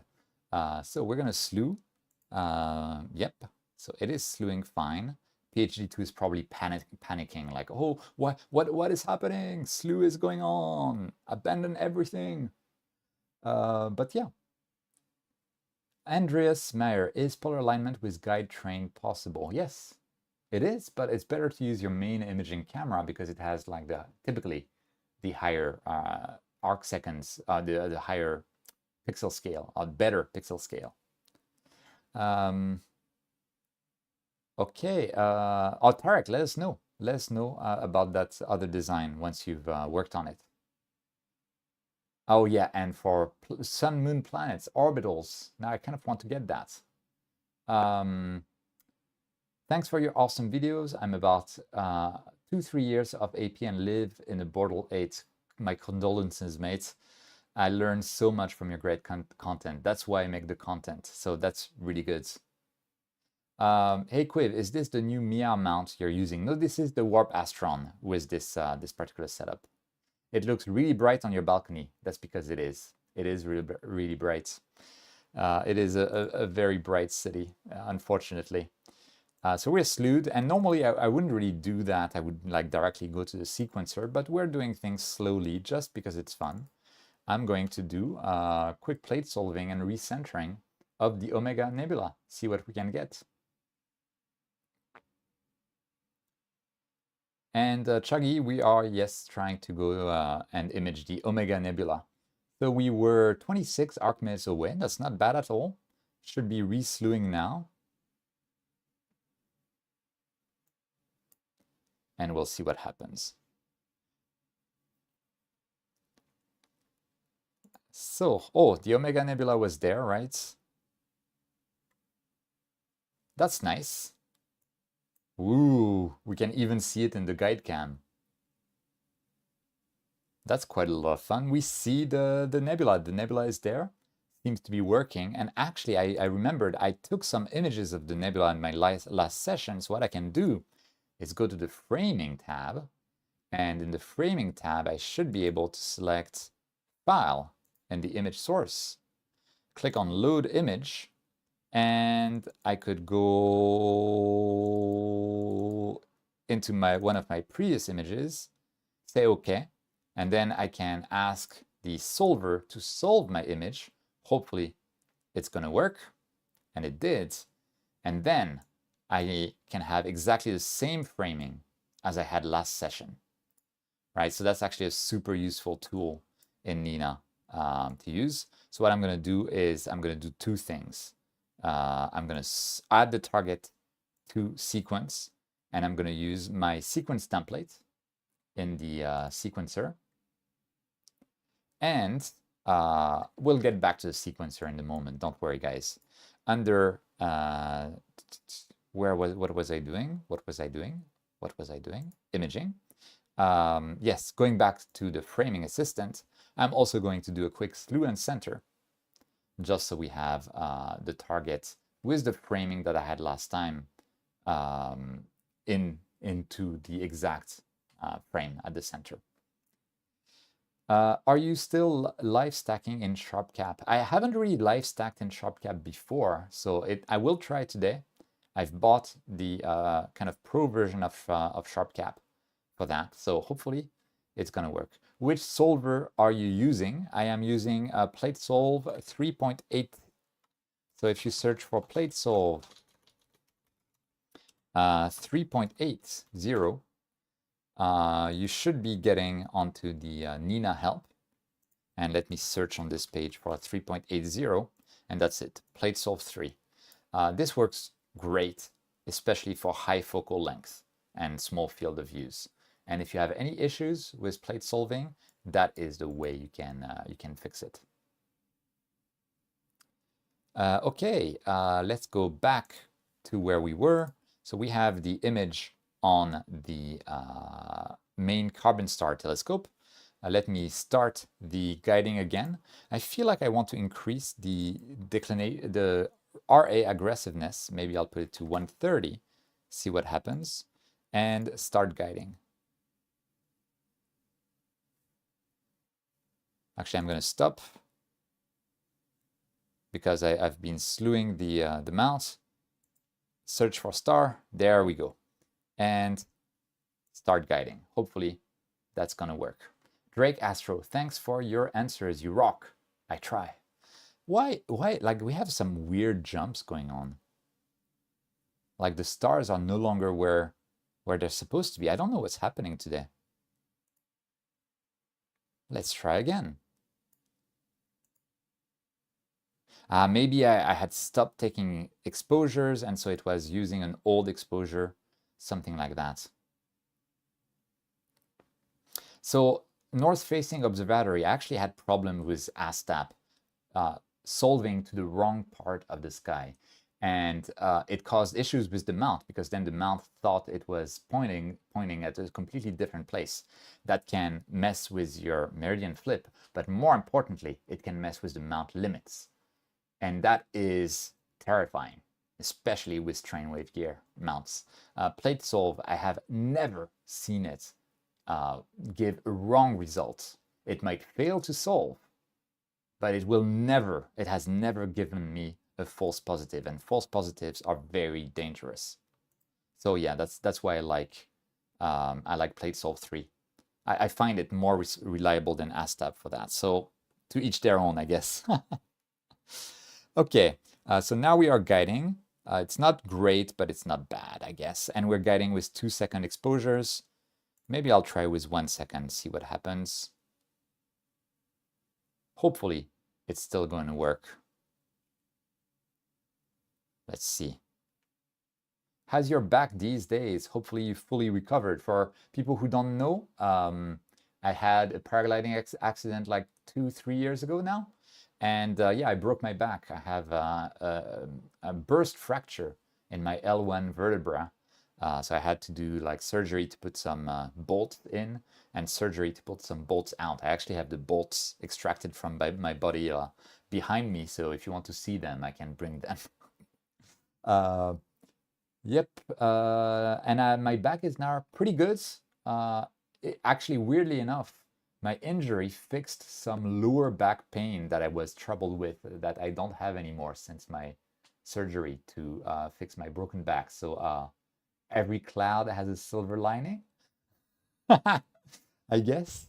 Yeah, okay, the guiding I think is going well, especially since we're so close to the celestial equator. So I'll take it. I think we're good. So we fixed that, we're good. We have the Omega Nebula centered. Let's see if my Quattro telescope is actually working decently, and we can see the same target in the field of view because I have adjusted the two telescopes to be pointing roughly at the same spot. Hopefully that adjustment is still working. You never know. Luke was having the same issues the other day. Thanks, Chuggy. I feel less alone now. It's good to know that we're not alone. There's always issues to have. I am back. Woot! Citizen Fortress, welcome back. And again, thanks for being on the stream. Good Astrobolt. Oh yeah, there you go. There you go. We're good. Everything's good. Guys, we're good. Everything's good. Everything's always good. We're good. Sorry, I'm a bit hyper. So on the back, on the second telescope as well, I'm gonna select the target and add it to the sequence, and that will set the right name of the target for my folder structure. So we're gonna put it in the sequencer with the sequence templates. Oh wow, CNOD, I am so sorry about that. So CNOD had surgery on his back or their back, which went wrong now, and I have a wheelchair. That is, oh my gosh, I am so sorry for that. I can't imagine. So yeah, man, it's awesome that you're here with us. Anyway, it's awesome that you're on the channel, and it's awesome you're doing this hobby. So that's the good side of things. What are we looking at? We're looking at the Omega Nebula, also known, I believe, as the Lagoon. I'm never sure. But this is a target I haven't done in like 10 years. It's one of the first targets I played with. Oh, we're at 0.7 arc seconds guiding. Finally, guys. We're good now. Scarala, you dared leave the stream to watch another one of my videos. I'm kidding. That's awesome. You watched the C-Star S50 video now. Definitely my choice now. Thanks for pointing that out. It's awesome. Piotr, yeah, we have something in common. I had a few surgeries of my back. It's really painful to have back surgeries like that. Mark a lot. Hi Quivs, thanks for streaming. Are you using any filters tonight? Yes. So on my main Frankenscope, I have an H-alpha oxygen 3 filter on one telescope and a sulfur 2 oxygen 3 filter on the other telescope. North-facing observatory, 2 Swiss francs. Every bit helps. Thank you so much. This is going into my quit my day job fund. So thank you. It's really helps out. Citizen Fortress. What does 0.7 arc seconds guiding mean? So, okay, that's a very deep topic. Basically, an arc second is a measure of an angle. If you're looking at the sky and you want to estimate how large a target is without knowing how far it is, you need to look at the angle. So the moon, for instance, I'll take one line that points to the left side of the moon and then the other line that points to the right side of the moon. The angle between those two lines is the arc angle that the moon occupies in the sky. And you can find this angle for each pixel on your camera. The smaller that angle covered by one of your pixels is, the more precise, the more resolution you have, the more small details you can resolve. There's stuff about seeing and oversampling. I'm not going to go there right now. But basically, you need to know that each of your pixels can measure an angle of the sky, and it's typically around 1 to 2 arc seconds for most setups. Your guiding is trying to make sure that you don't deviate too far from your targets. And the 0.7 arc seconds guiding basically tells you that on average, your deviation from your target is 0.7 arc seconds. So typically, it's not always the case, but typically, if your guiding is saying 0.7 arc seconds, it means, and your resolution, your pixel scale on your camera is like 1 to 2 arc seconds, it means that you will not get oblong stars. Your stars should be pinpoint sharp. That's the overall summary. Sorry, it was a long explanation. So now that we're guiding well, and I want to go to my sequencer, and we're going to use my templates. So we have, let's see, I want to go to my templates, and we'll have the basic sequence startup, which I'll put in the top area. We have the basic sequence end, which I'll put in the bottom area. And we have, what do we have? We have the main sequence. So I want to make sure the main sequence is okay. And I'm going to take 300-second exposures, 5-minute exposures. That works for me. We're going to evaluate whether the target has drifted off the frame after 2 exposures, so every 10 minutes. And we are going to dither every exposure, but instead of the standard dither, I'm going to remove that, and I'm going to search in the instructions for the synchronized dither to use instead. So synchronized dither will let the 2 telescopes synchronize their dithering so they don't bother one another. Otherwise, I think we are relatively good there. We're going to run the autofocus, slew and center. Those are already done, but it doesn't hurt to do them again. Start the guiding, and we don't need to recalibrate because it's working fine now. And before all of that, we're going to make sure that the camera is cooled, that the dew heater is on, that the scope is unparked. And at the end, we're going to warm the camera, turn off the dew heater, park the scope, all of that good stuff. So that should be good. So this is for the Carbon Star telescope, which is also the one controlling the whole mount. And we're going to do something very similar for the second telescope that does not control the mount. I'm going to put my basic sequence startup at the top, basic sequence ends at the bottom from my own templates. And in the sequencer, I want to remove dither after exposures. And again, we're going to go for synchronized dither. Why am I not seeing synchronized dither? Come on. Oh, I'm in templates. There you go. Dither. And yes, synchronized dither is what I need. It's going to be in the triggers here. And again, we're going to have 300-second exposures, and we'll have warnings on all of the stuff that we're unable to do. So let's see, we have this warning: we cannot center after drift because this instance of Nina is not connected to the mount. Same for the meridian flip, same for slew and center, same for start guiding. And that way I can remove any step that we're not going to be able to complete, and we'll be able to run the session once all of those steps are complete. And we cannot park the scope. So that's good. Let me look at the questions. Hunter. Good morning, Cuiv from the US. Omega is a great target, but it's super low in the sky. I agree, but it's fun. Brave tackling that with the moon so close to it. Yeah, well, we're having fun. We've had 7 clear nights in a row here. Oh my word, I am so jealous.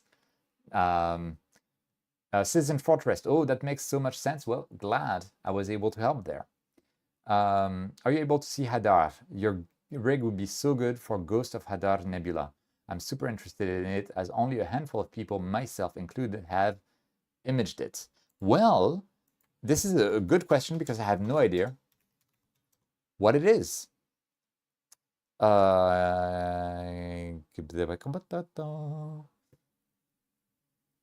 Ghost of Hadar. Interesting. Yeah, we're not going to look at it tonight, but this looks very, very, very interesting. Oh man, that looks fun. Okay, I'll keep it in mind. This is a good idea. So let's go back to the main instance of Nina. And for the main instance of Nina, I'm just going to click play. And fingers crossed, guys. Fingers crossed. Cross your fingers and your toes. And hopefully it's going to work. Why not use an OAG to have your guide camera and main camera to see the exact same image? Yes, I am doing that actually. The camera that I'm using has a guiding chip integrated in the camera. So it's effectively an OAG. Good morning from Colorado. Colorado, it's such a beautiful place. Good morning or evening here, but that's amazing. Thanks for joining. Any opinion between EQ mode and GSS? So I've made a video about GSS. That is my preferred option compared to EQ mode. EQ mode has a very, I don't know why PhD2 is stressing out, but yeah, because we are autofocusing, right. I'll probably need to babysit PhD2 a little bit. But anyway, what was I saying? I don't remember. There we go. So let me find. Oh yeah, GSS. I prefer GSS. You do need to set it up correctly. EQ mode has a weird bug with the fact that the coordinates it thinks it is pointed at will slowly drift throughout the night for whatever reason. So if you point it to a target manually and then started a simple sequence, you might have issues with the meridian flip because it tries to recenter to the coordinates that EQ mode had before the meridian flip, but because they have been like slightly changed. I mean, there's some weird stuff with EQ mode. I had to make some fixes to Nina to work around that. Okay, Team TC, hey, been a fan of your channel for a long time. I'm working on an affordable harmonic drive mount right now, so I'd be interested to hear if you have any particular suggestions. Good polar alignment is critical, so make sure that your wedge used for your mount is has a good design to allow a no drift polar alignment when you lock the knobs. And otherwise, type 14 drives are probably enough if you want to do a cheap and portable thing. Let's go back to Nina. We had some weird guiding during the autofocus, but that's fine. And maybe I should wait. The guiding is stopped because we're slewing and centering, right? Yes. Good. That is good. Okay, there's a lot of stuff there.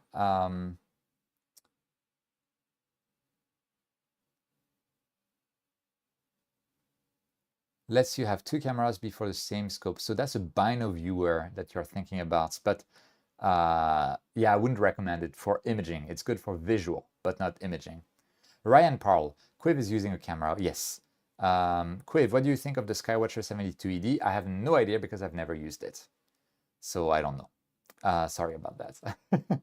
Athol Bain, love my C-Star, but sometimes filter comes on. Even if I restart it, it comes on again. Found Aurora, SNF Moon, but as I am in Borlu 1, find filter causes exposure to take a lot longer to develop any ideas. That's weird. I haven't had that issue, so I don't really have ideas there. Cheating. I'm sorry, Citizen Fortress, for cheating. Do you have a Discord? No, I want to, but I need to quit my day job first before I can have the bandwidth to do that. How can I do dithering? Use PhD2, and then you have dither settings in Nina.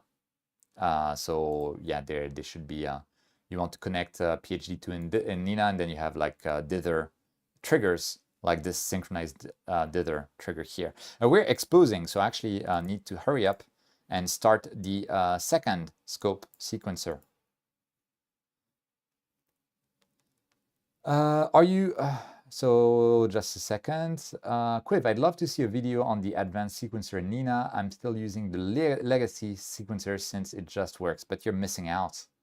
I have a video on the advanced sequencer. It's quite old, but on Nina videos, I would highly recommend Patriot Astro as a channel. He has amazing videos on Nina, including full guides on the advanced sequencer. As a summary, the advanced sequencer, once you have it dialed in and you have a template, and you can save that template and just load it, you can get started with imaging with a single click. It's actually easier than the SI Air by far once it's dialed in. It's amazing. Good evening from Setagaya. We're close, very close actually. So David, good evening from not quite Setagaya. I'm not gonna dox myself too much today. Drake Astro, I image in monochrome. Do you have plans to make a PixInsight tutorial for monochrome data? Maybe actually. I'm thinking of doing a processing live stream using telescope.live data, because then I have monochrome data. And yeah, we could try that together. Maybe not a tutorial, but maybe a live stream. Are you shooting in mono or color? I'm shooting in color because I do not currently own a monochrome camera. So it leaves me no choice. What is your opinion of K-Stars compared to Nina? They're very different systems. I personally prefer Nina, but I'm biased because I've been a very active contributor to Nina for a bit. The reason Nina supports color cameras well enough with the bearing and unlinked stretch is because I built those features in Nina. Just the more you know.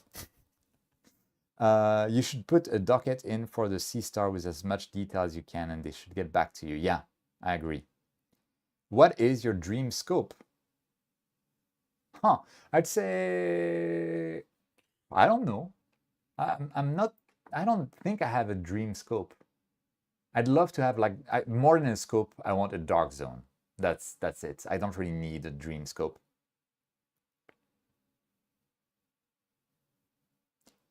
Right, Citizen Fortress, I would need moderators. So I would need to recruit moderators, and I'd feel bad about it because they'd be like volunteers, and I don't like using people like that.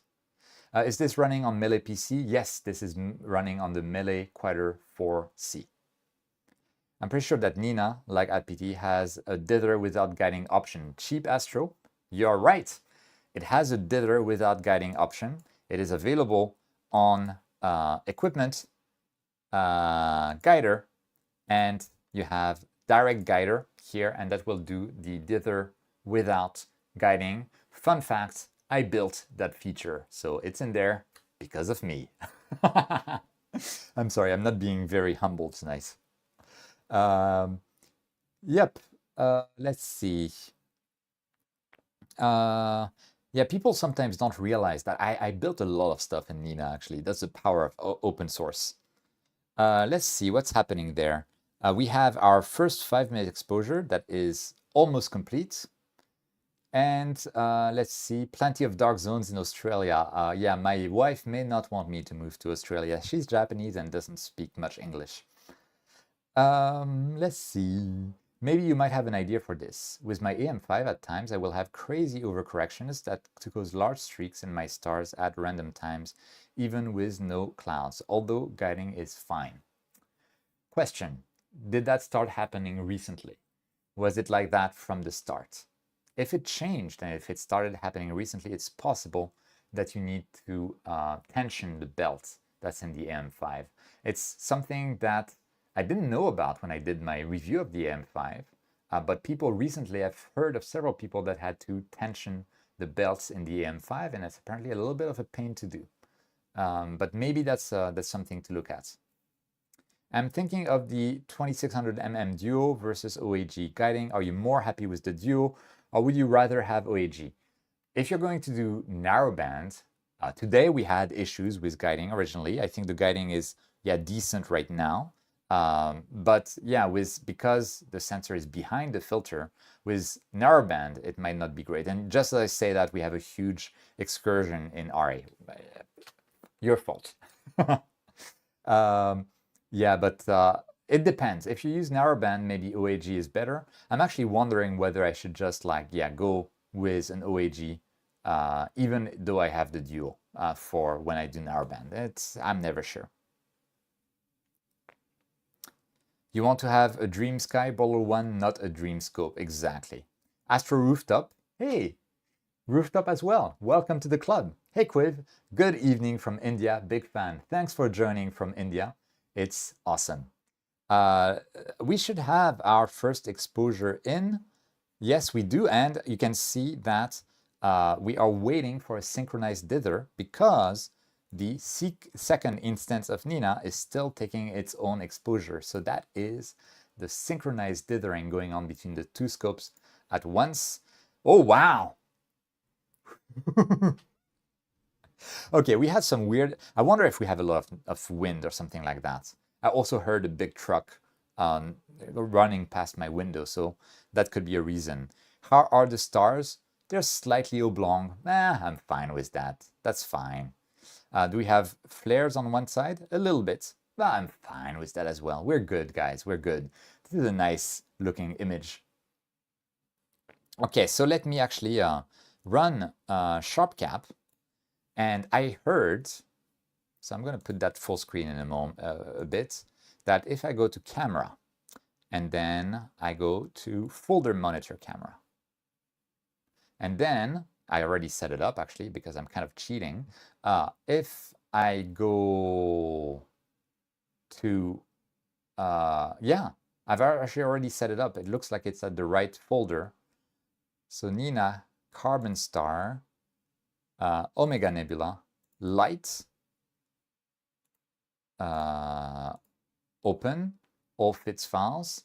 And if I at the same time go to Tools, Live Stacking Deep Sky, and I click on Play, we might see some live stacking going on. We'll see. We'll wait for a couple of frames. I think we need a few frames before we actually see the result of the live stack.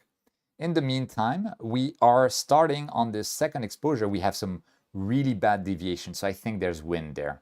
That really looks like wind.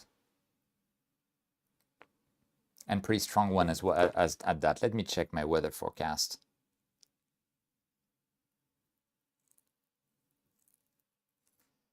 Yeah, we do have some wind, so I'm not so surprised right now.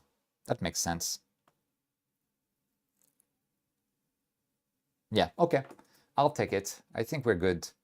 Yeah, our vibration or something going on. I don't think we had an earthquake. At least I didn't feel anything. So we're good.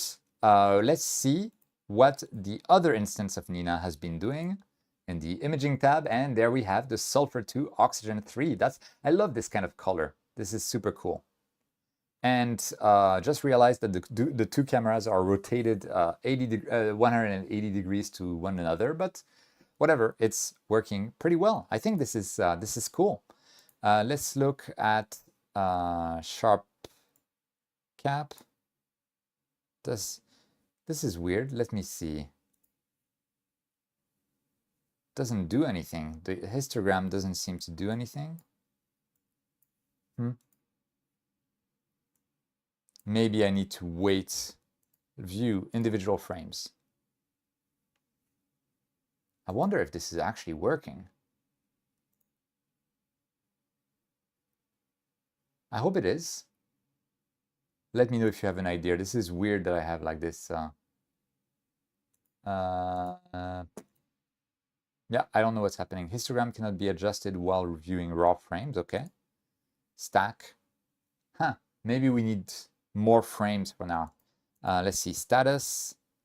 frame count 0. Okay.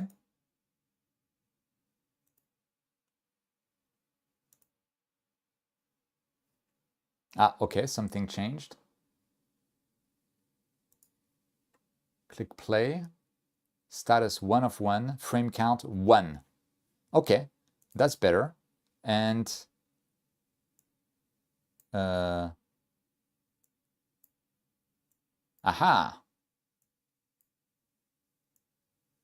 Looks like we're getting somewhere, maybe.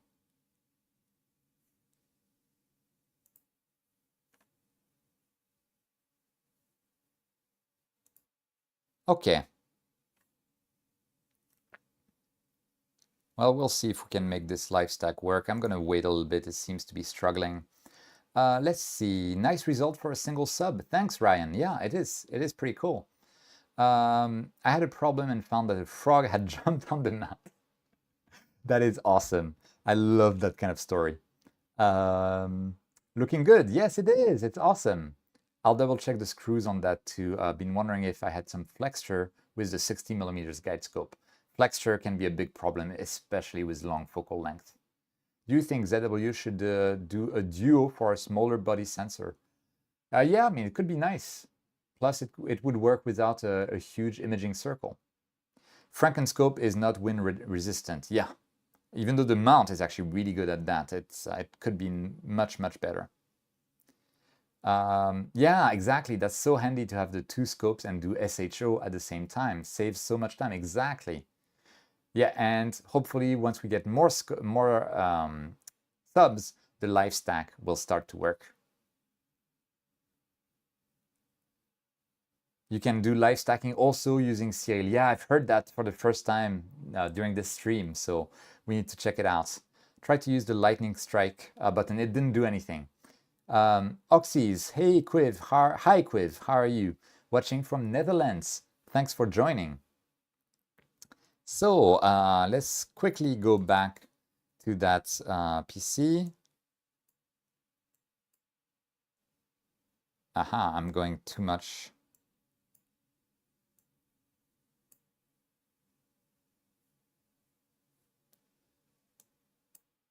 Okay, I think this is a bit better.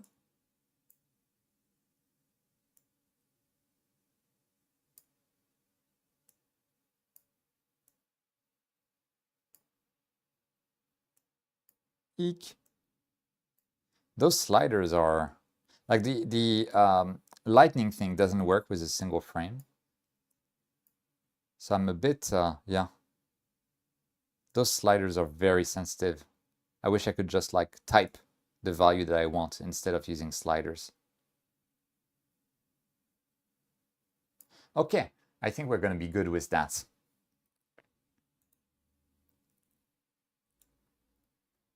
What is the gray noise? I have no idea. This is the first time I used the Sharp Cap live stack. If you look on the Nina page, so let's go back to Nina. Yeah, you don't see that noise, so I'm not sure exactly what's happening. Okay, we are now on the third exposure. So hopefully, let's see, status, frame count 2. Okay, can I click the, oh, I shouldn't have clicked the lightning. Ugh.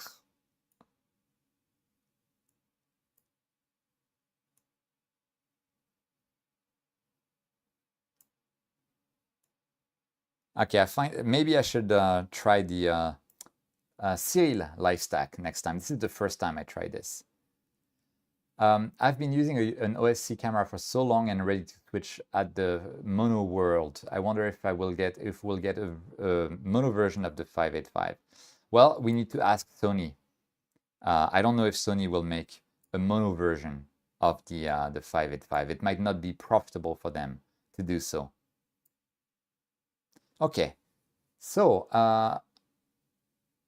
is there an auto stretch applied in Sharp Cap? Yeah, that lightning icon is an auto stretch, but it's stretched far too much. And I'm not sure, I mean, I think the result looks super noisy and stuff. I kind of prefer to look at it in Nina. Wow, we had another huge excursion in RA. I wonder if it's the wind or something else, because wind would normally also affect the declination. So I'm not sure what's happening there. Maybe I need to reduce my deck aggressiveness. So let's dial it back.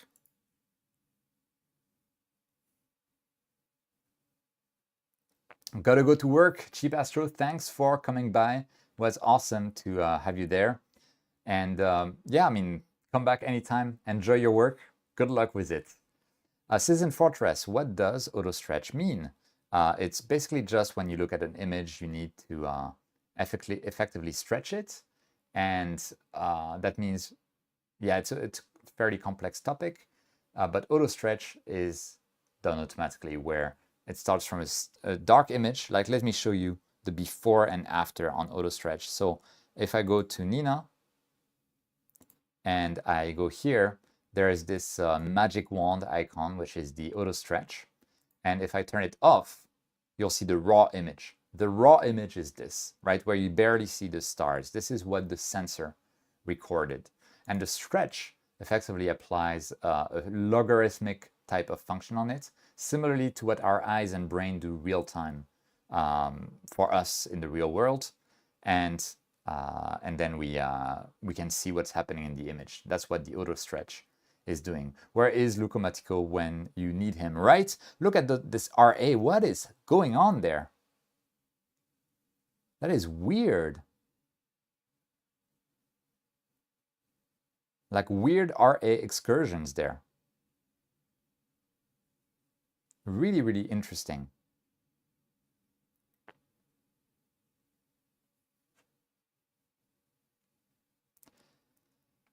Hi, you think that photograph the M81 galaxy is a good thing when there is... No, it's not a good thing with that much moon. Probably not great. I mean, you can try. It's always fun.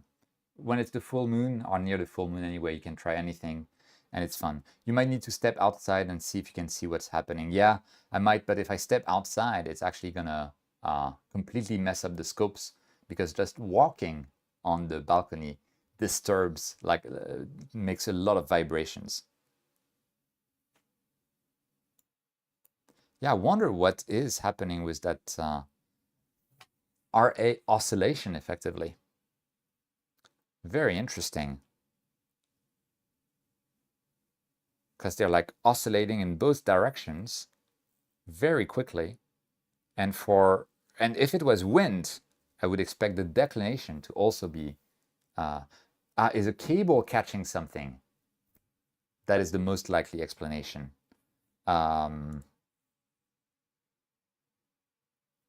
Yeah, it's quite likely that something like that is going on.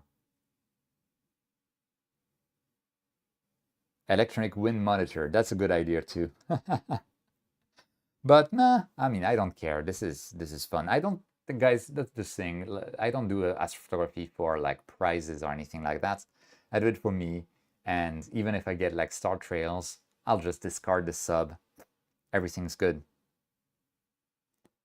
Perhaps synchronized dithering causing it. It shouldn't be, because we're looking at the main camera that is doing the controlling everything. So it should be aware of the dithering. Could be a tight spot in the worm gear. This is a strain wave gear, so nope, shouldn't be the case.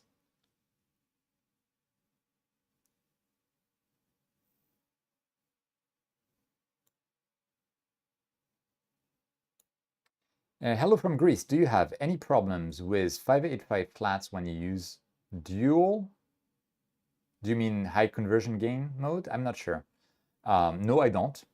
What about HDR mode? So HDR modes, there's a new firmware that's available. I haven't tested it yet, but there used to be banding in HDR mode, and it should be much better with the new firmware update used with the latest drivers. So you need to go on the TopeTech website, download that, and update that if you want to use the HDR mode. I think HDR mode will be useful if you want to do like lucky imaging on DSOs. Citizen Fortress, the fact that you're getting shots like that and it's not even completely dark outside is absolutely insane to me. Yeah, the power of narrowband imaging. So those filters are very expensive, and they let through only 2 wavelengths of light through very narrow band passes. So they reject a lot of light pollution, and that's why they can work like that. Hello from Germany. Oh, wait, what? Drake Astro, can't afford much since I'm getting married very soon, but I do want to support you quitting your day job. Another donation for the day job quitting fund. But gosh, Drake, that's awesome. Congratulations. That is so cool. Everyone, congratulations in the chat, please. For Drake, Drake is getting married. You can also offer condolences. Because it is the end of freedom. Oh man. But yeah, congrats, man. Seriously. Okay, we're back to normal guiding. This is weird. But Drake, again, thank you so much. And again, congratulations. Citizen Fortress, I will have to turn down your generous offer of $10 for my wet cats. No, not gonna happen. Are you using the Altair filter? Yes. It's the Altair dual band filters in both of the telescopes. Yes, we have some congrats in this chat. That's awesome. Keep them coming. Just a random dinosaur follows the condolences path. Oh man. Oh, are we having another oscillation? Yes, we're having another oscillation in RA. That's very interesting. That is very interesting. I don't know what's going on. Like perfect guiding, and then suddenly, bam!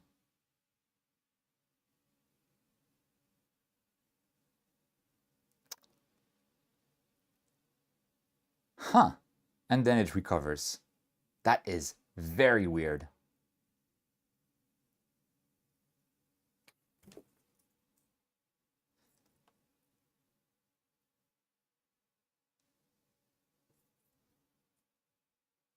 I'm going to take a picture of that and send to Warp Astron.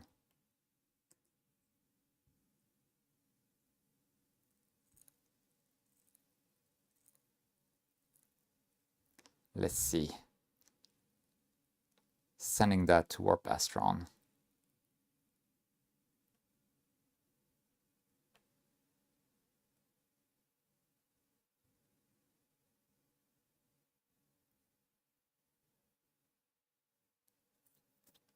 That's very interesting. Maybe some turbulence mess with tracked stars. It's possible, but it's happening at too regular of an interval. So I'm not sure what's happening there. Hunter, congrats. I just got married not too long ago myself, and she's a huge support for my astrophotography hobbies. That is good. Congrats, Hunter, and good partner supporting the hobby. Time on the images. What is the frequency? I'm not sure. Well, I think I'll need to analyze the guide log later on. So what are we having there? We're still having our frames coming in, despite those, like, look at that. What, that is weird. I don't know what's happening.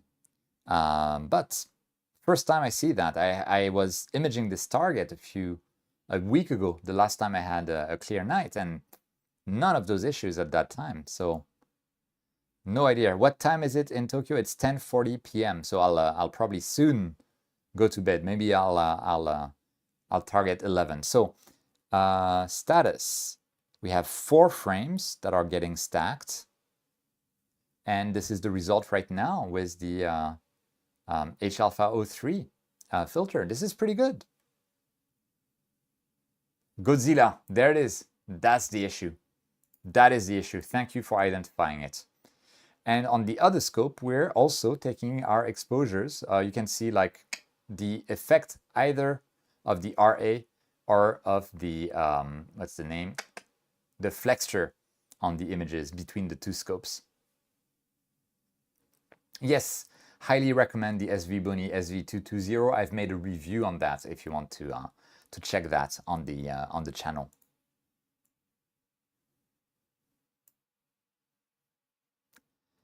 So let's look at PhD 2. Okay, for now, PhD 2 is back to normal, except that we see another period of oscillations. Now it's not earthquakes, I'm not feeling anything. That is very interesting. So let me take note of the time.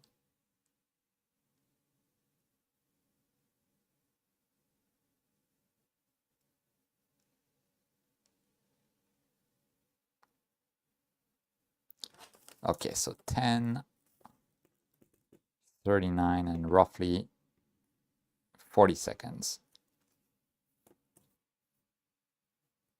What software do you use for live stacking? Could you make a video on how to set up properly? It's the very first time I use this software for live stacking, so probably not on the video because it's the first time I do it. But it is SharpCap. It needs the pro version of SharpCap to function. But this is really, really weird that we are getting those incredibly those weird spikes there suddenly for no reason that I can see. What focal ratios are your scopes? One is f3.5, the other is f3.8 roughly. Cuiv, how did you end up in Tokyo? It was a woman. It didn't work out, but I'm still here. Hello, Bobby 8-inch. Thanks for joining. I'm probably going to leave the live stream in a bit. I want to see what's going to happen to those excursions there in the guiding. I want to see when the next one occurs to see whether we have a period to that. This is really interesting.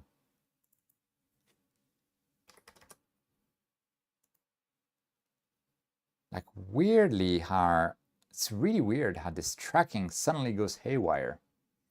North-facing observatory. You, Trevor, and Luke should all do live streams so you can cover 24 hours a day. That's a good idea.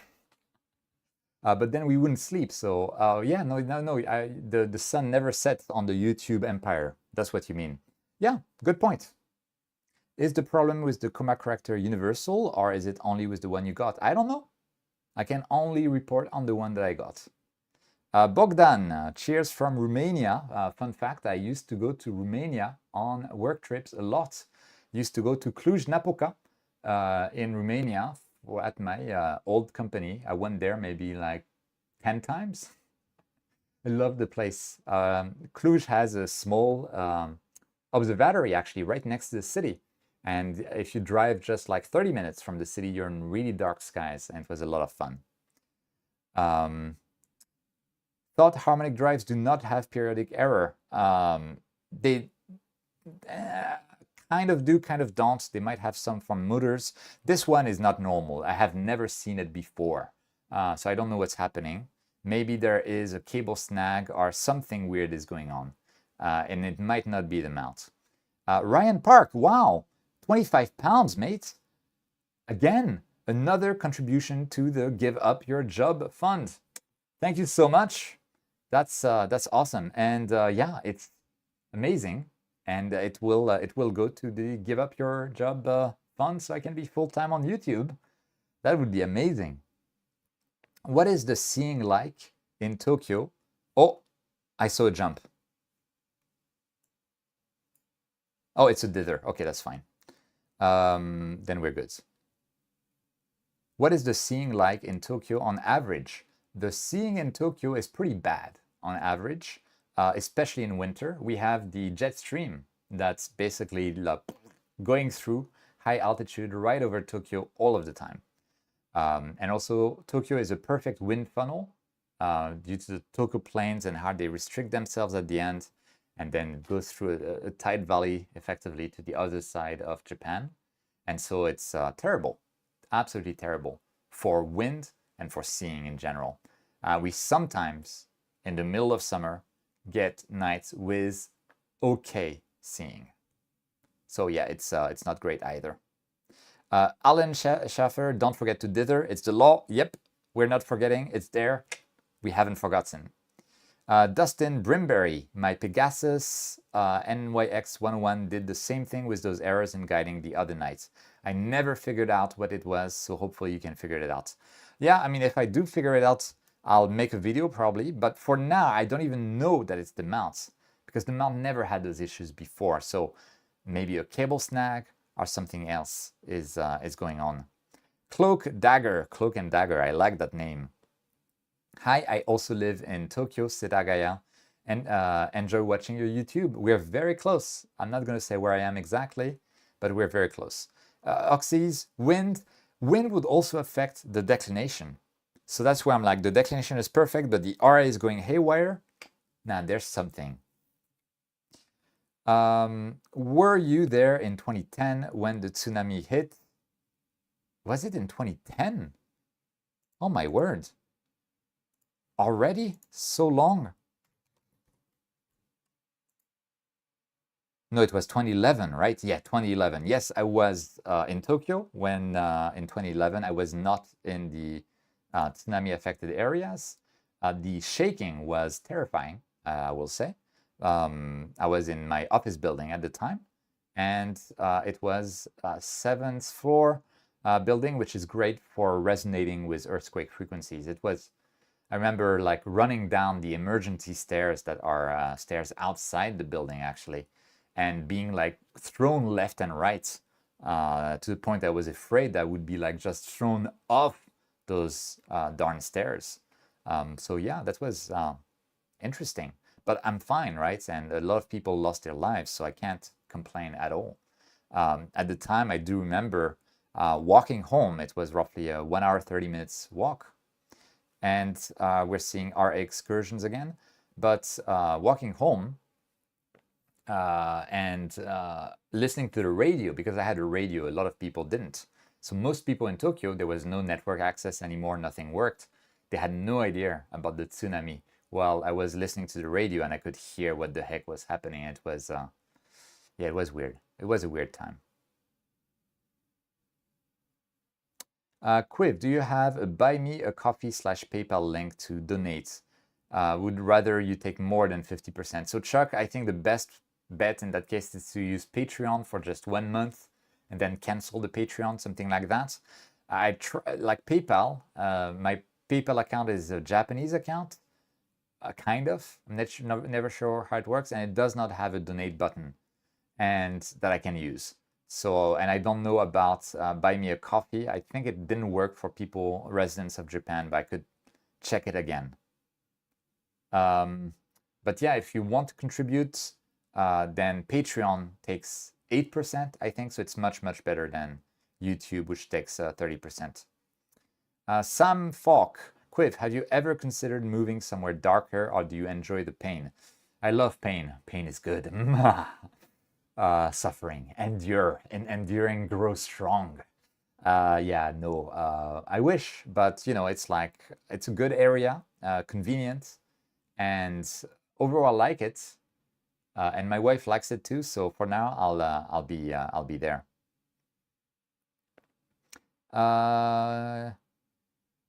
I see. Polar alignment on the NYX is not great. Yeah, I think it's a big drawback of a lot of mounts. The Warp Astron WD-20 is excellent in that regard, and there's an even better mount for polar alignment. I'll publish a review of that mount on Friday, I think, JST, from MCAN Astro. You do not need to lock stuff after the polar alignment is done. So it's a what you see is what you get type of polar alignment. It's very, very smooth. So yeah, look forward to that. Had something similar on RA with the RST-135 when using a higher payload without a counterweight. Interesting. The problem was the fitting between mount and tripod. Now, we haven't had really that excursion except maybe a little bit there. And I've actually changed the RA aggressiveness to be a bit lower. So I'll put it to maybe 80, see what happens. Maybe it was a problem of resonance between the aggressiveness and RA that was too high. And so maybe a setting. Chuck, oh, I'm so sorry. You're already a Patreon. So then you're good, man. You don't need to. Come on, that's enough. So deeply thankful for your support on Patreon. Dustin, Ryan, one of the mounts I'm considering. Yeah. So what mount are we talking about? Dustin is saying, if you don't mind the learning curve, the mount is hard to beat. Is that the NYX? Yeah, the one NYX is amazing. That's good to know. I'm getting less than 4 arc seconds error in my tracking in PhD2. So I have a problem with that. Unless you have perfect seeing and you're in Chile at the top of a mountain, it's a bit crazy to get just 4 arc seconds or 0.4 arc seconds. Then never mind. 0.4 arc seconds is fine. He loves his wife more than Astro, smart man. Well, happy wife, happy life, right? Marvin Wishman, do you think all drives will eventually use strain wave technology? So many new strain wave mounts coming out. I don't know. I'm not sure about that because worm gears with encoders has its place. And worm gears is like a trusted technology that works, and you have premium mounts from 10 micron, Astrophysics, Paramount, etc. that work excellently in with worm gears, and I don't think they'll go anywhere because they're magnificent. And 0.4, okay, that makes sense. Thanks for the precision, Dustin. So now we're at 0.58 arc seconds guiding error. This is what I expect, so I'm not sure what those RA specs were, but you might have noticed I was gradually lowering the RA aggressiveness, and I believe this was my issue. So hopefully, fingers crossed, knock on wood, knock on IKEA wood. There is no better wood on this planet, but it's fixed. Oh wow, Dafos C. Thanks for your videos, Cuiv. Until your videos, my guiding was bad. Greetings from sunny Austria. Austria, sorry. So first, I'm jealous of your sunny Austria. We're having a clear night, but this is the first clear night in a while, and now we're entering the rainy season, finally, officially. So yeah, I'm not going to have clear skies for quite a while. But thank you so much for your contribution. Again, every bit helps. Guys, this is amazing. Absolutely amazing. And yes, it goes towards my quit my day job fund. That's going to be awesome once I manage it. Childers A just got a SEM 70 and now wondering if I should have gotten a strain wave mount. The SEM 70, I mean, I had the same SEM 60. It's an amazing mount. I think you'll be very happy with the SEM 70 as long as you have the proper counterweights on. Strain wave gear mounts, they work very reliably when they work, except when this weird RA like excursion that you saw. But I think it was due to my RA aggressiveness. And one of the advantages as well is that they don't care about an unbalanced payload. That's great for a dual scope setup or some weird load balancing going on. But otherwise, like the SEM 60 and 70, are great. Have you considered letting PhD2 run with the corrections disabled? It should be able to give you a stronger indicator of what is going on. That is true, but then we are imaging. I'm fine with what is happening.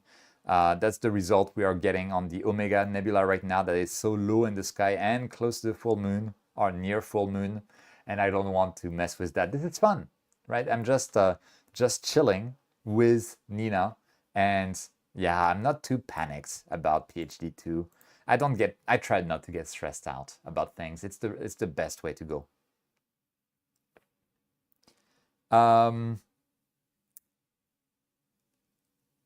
Let's see.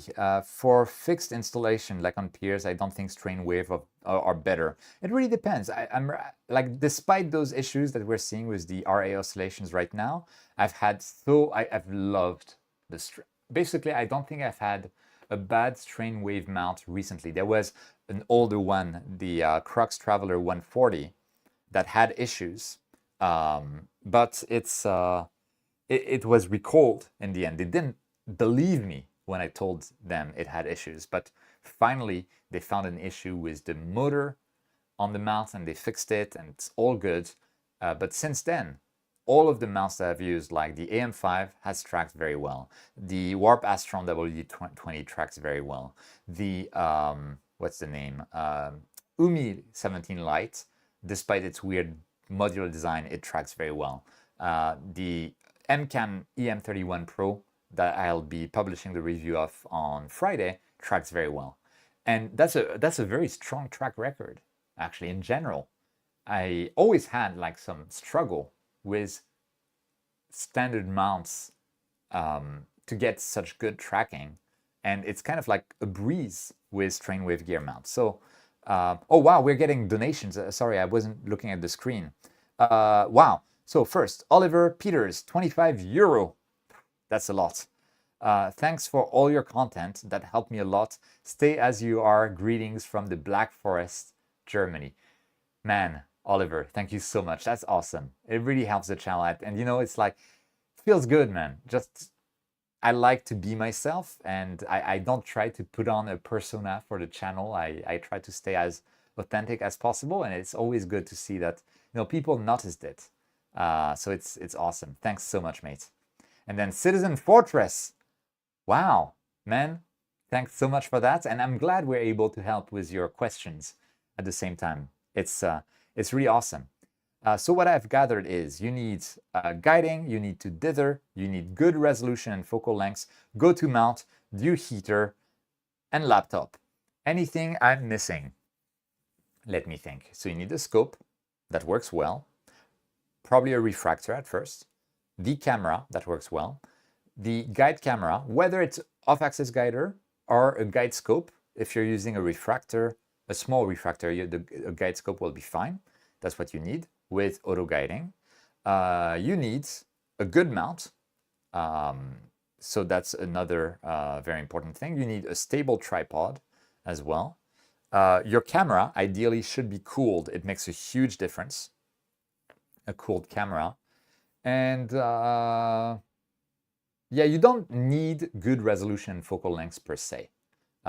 There's a lot of people, they will panic about something called undersampling, which means that basically your pixel scale, your per pixel resolution is not small, is not like as precise or as, I don't know how to say, but as precise as what you could potentially capture in the night sky. Like this is always the case if you're going to use like the Rokinon 135, but it's not a big deal. You can still get great pictures. It's just that you're not optimal about the details that you're capturing. I think that's fine. And I don't understand why we are stressing about that. You can still get amazing results. And if you combine this with dithering and drizzling, your star shapes will be good as well. You won't have trouble. And you get a huge field of view. So it's good as well. Okay, guys, relax. Too many donations there. Billy Verdon, $5. That's awesome. Again, all of that, they go to my Quit the Day Job fund. Woohoo, looks like you figured out the live stream super chats. Well, you did. You guys did on chat. Seriously, thank you so much for the generosity.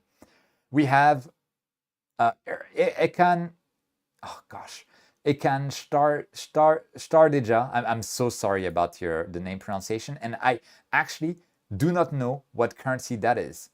So I have no idea of the value, but regardless of the value, thank you so much, mate. This is, again, goes into the fund. And thank you so much for that. It really, really, really helps out. And then we have another one from Marvin.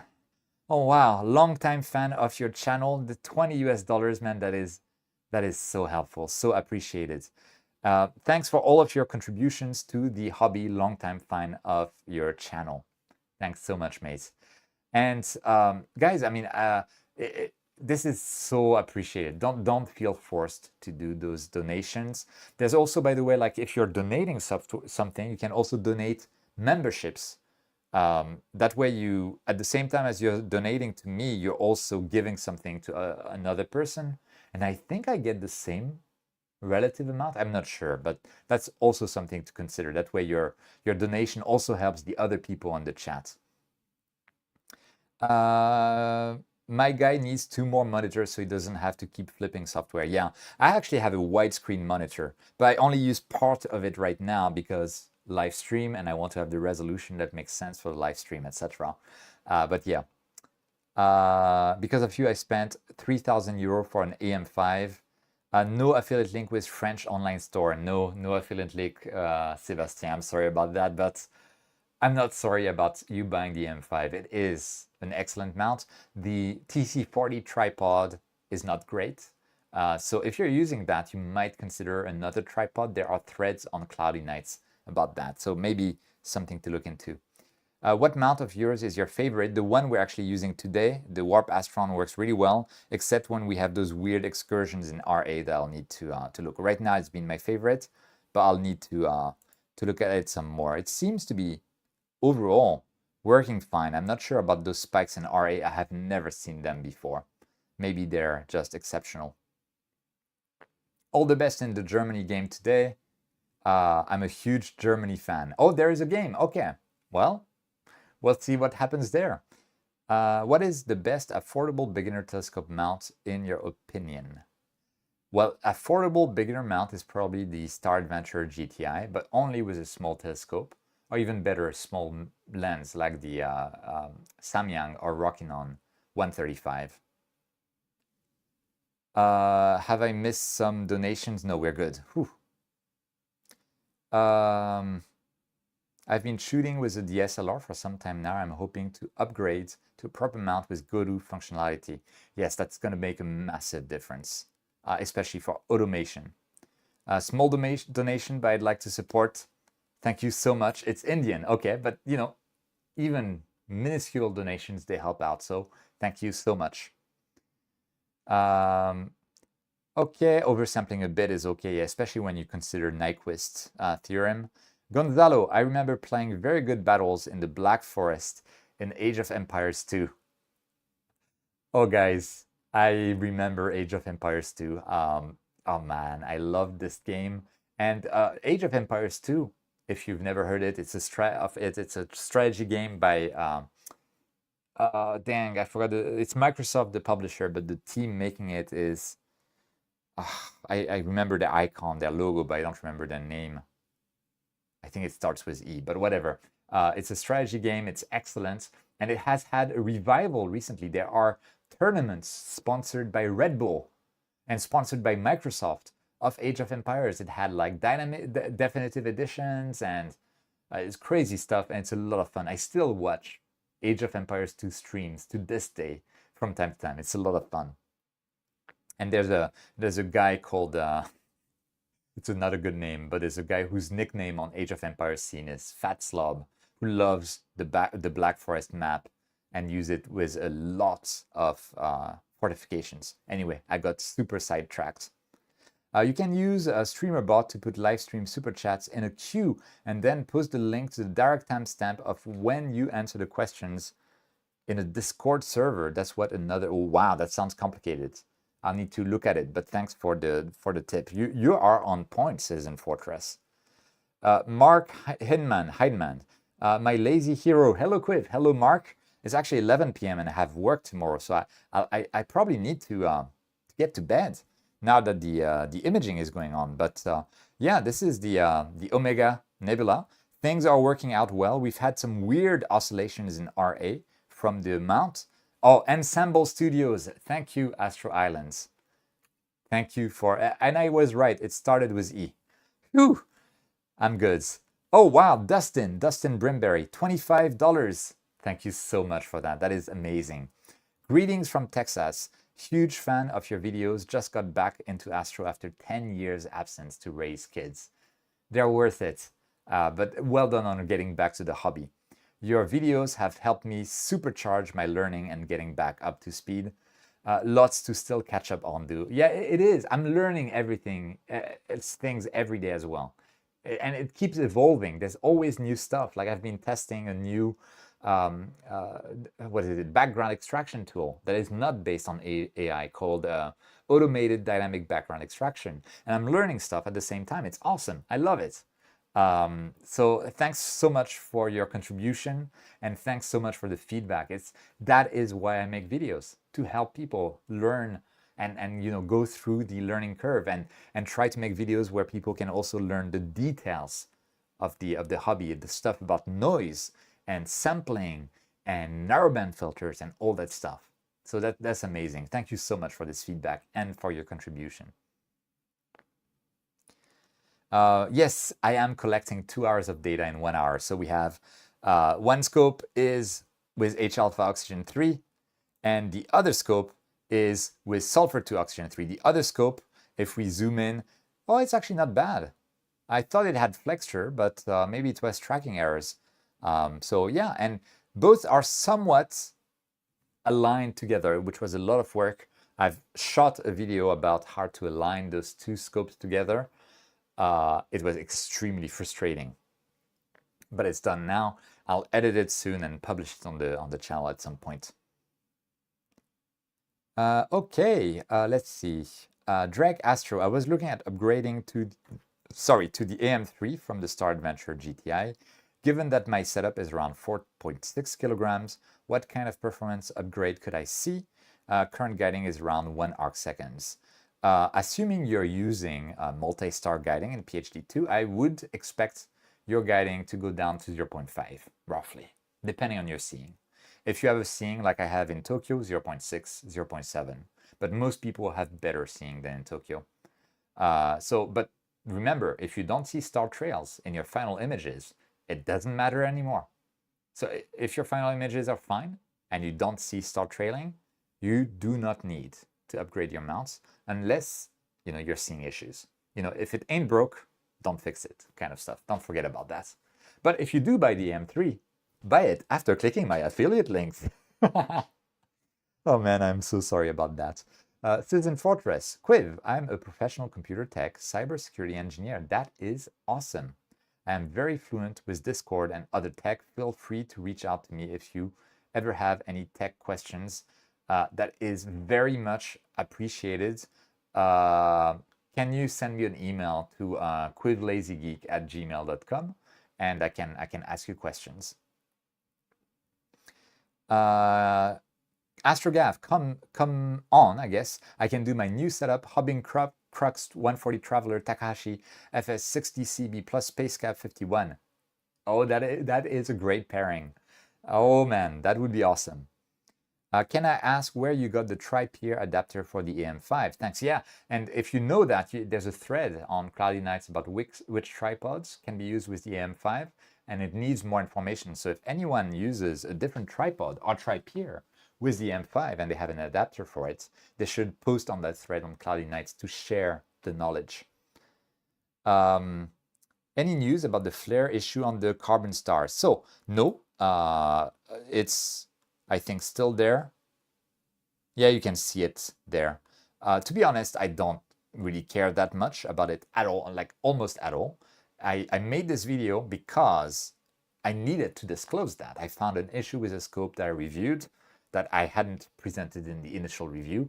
I need to update you guys on that issue. It's only natural. I personally don't mind that much, but again, I needed to update you. It would be nice if I found the cause, but for now, I've blackened the spider and completely, and that hasn't done anything. I've added the lens hood. It hasn't done anything. What have I done? I've blackened the outside of the coma corrector. It hasn't done anything. I assume it is the coma corrector itself, but I'm not having the energy to diagnose that fully for now. I've asked Apertura to check, and they said that when they get good weather, they will check and try to reproduce my issue.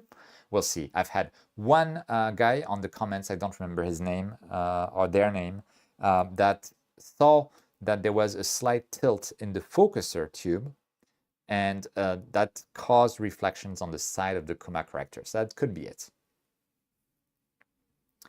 Someday, can you do a video on spot diagrams? I see them included with ads for cameras a lot and don't know how to read them. So you're probably talking about telescopes. So let's look at the ASCAR-V, which is such a fun telescope. But anyway, ASCAR-V, there it is.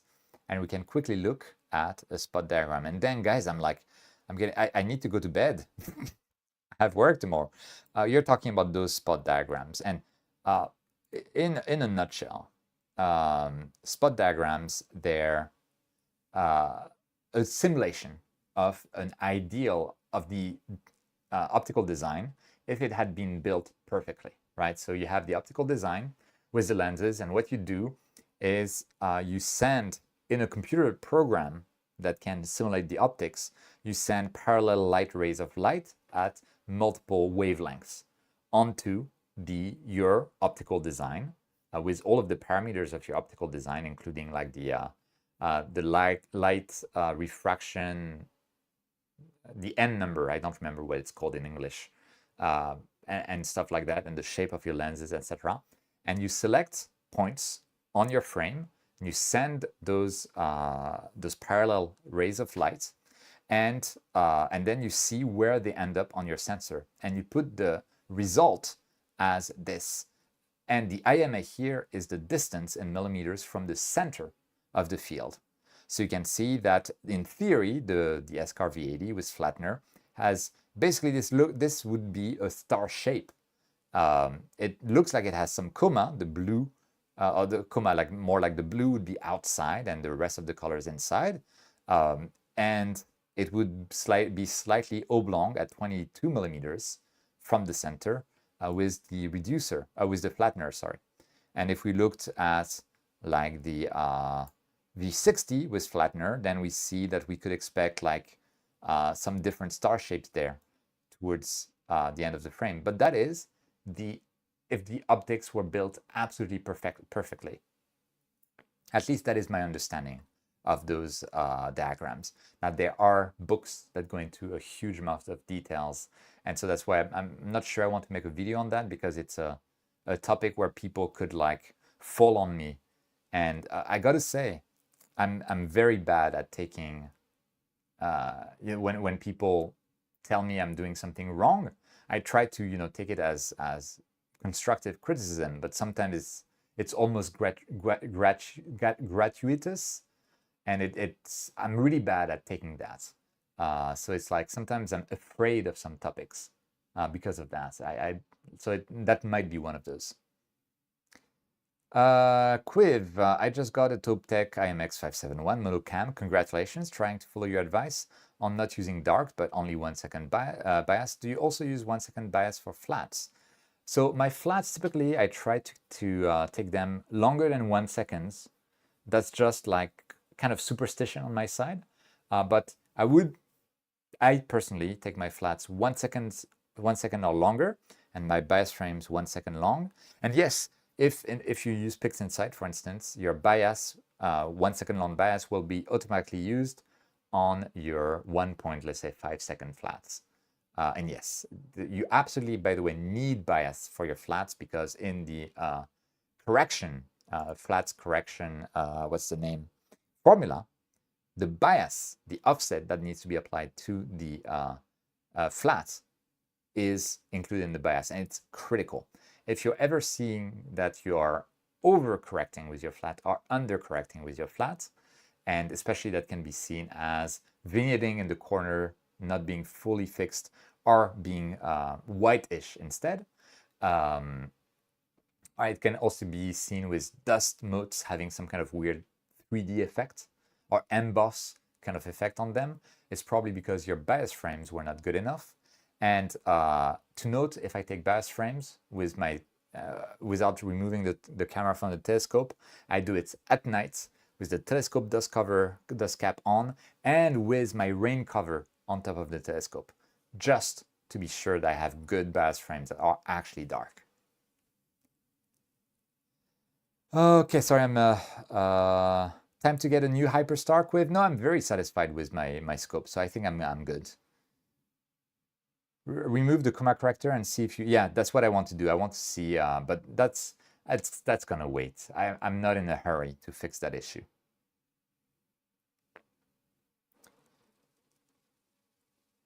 Okay, hi all. Does anyone know if the NYX101 can be adapted to the Ioptron Tri-Pier? That's a good thing. Astrolars, greetings from Germany. Welcome, welcome. I don't even know how many people we have on the on here. I think I'm able to see that somewhere. Stats? Nope. I don't know. I think I can see that somewhere.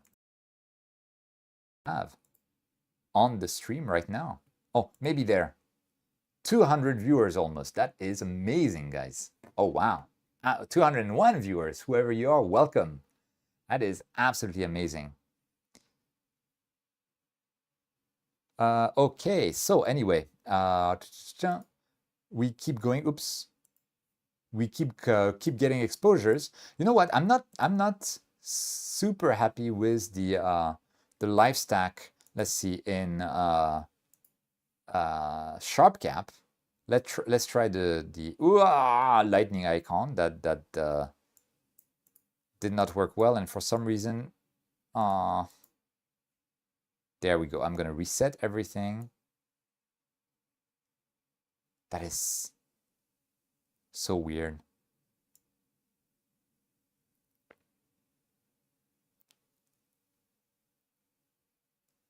Okay, and we can see, oh, we're close to a good life stack there.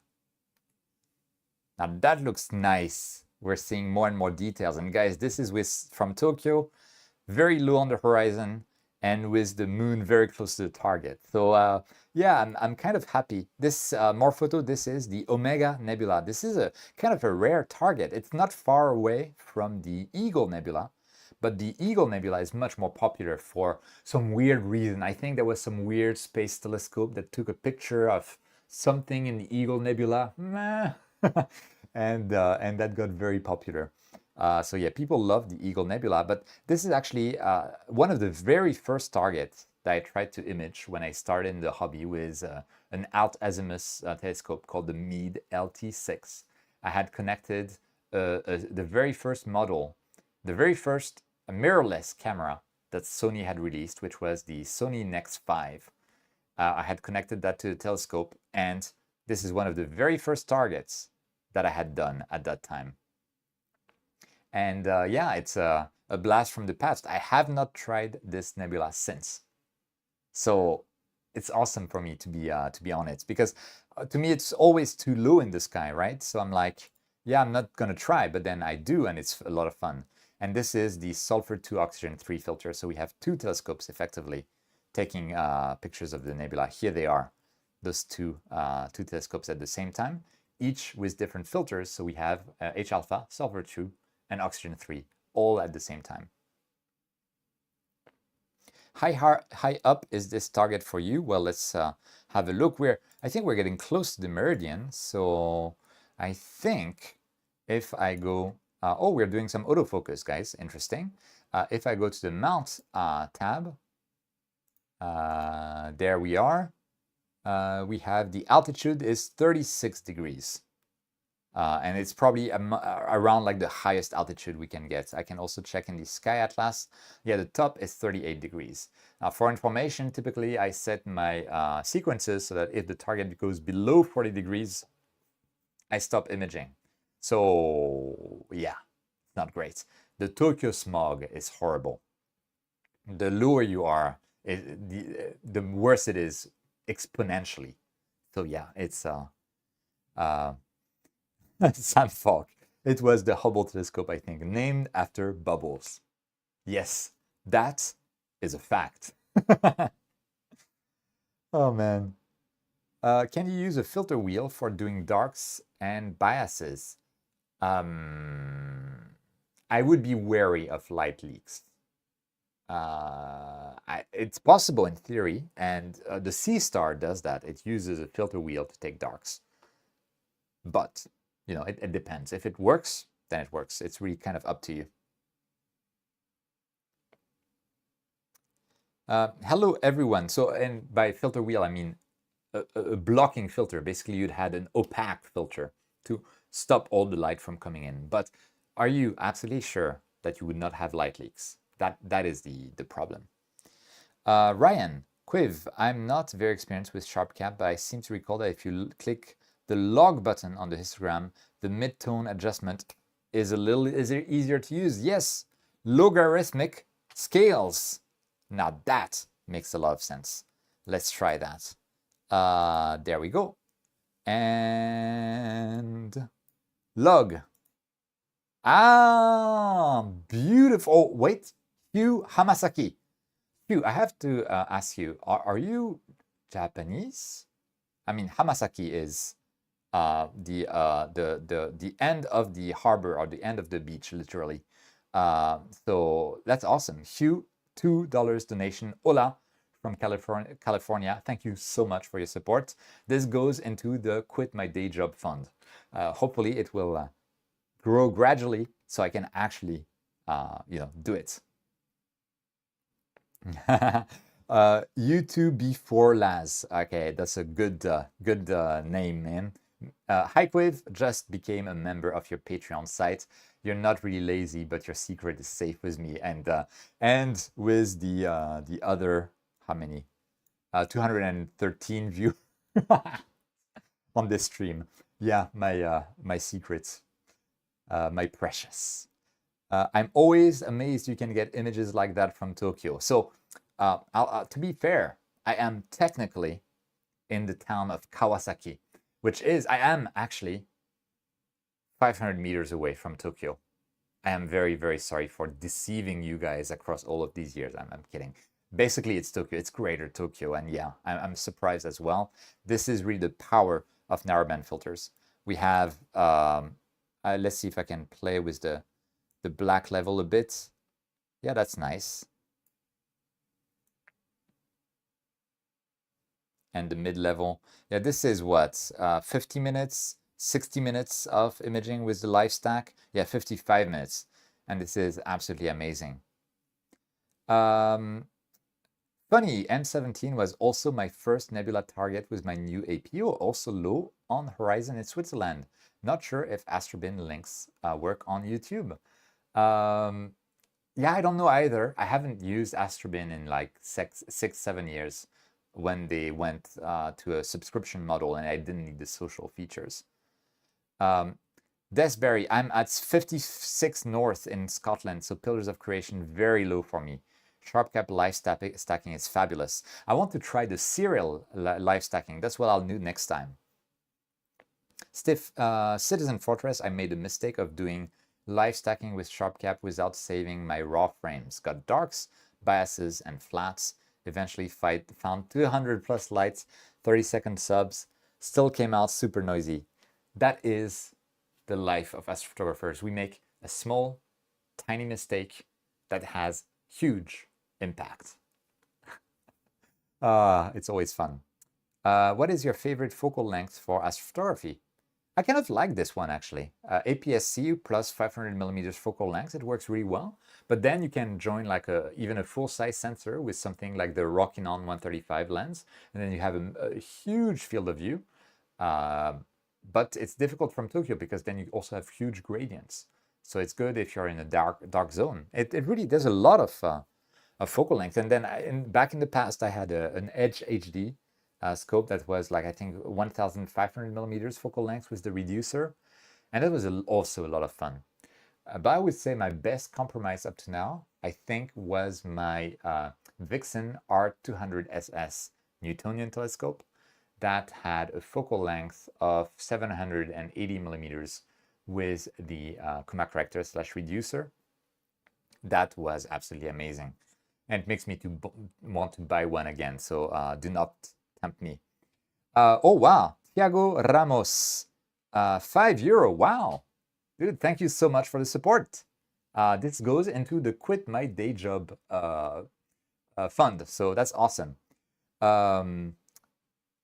Then, Billy Verdon, do you get to see a running total on Super Chats during a live stream? Not astro-related, just... I don't think so. I have no idea. I just know you guys have been amazing.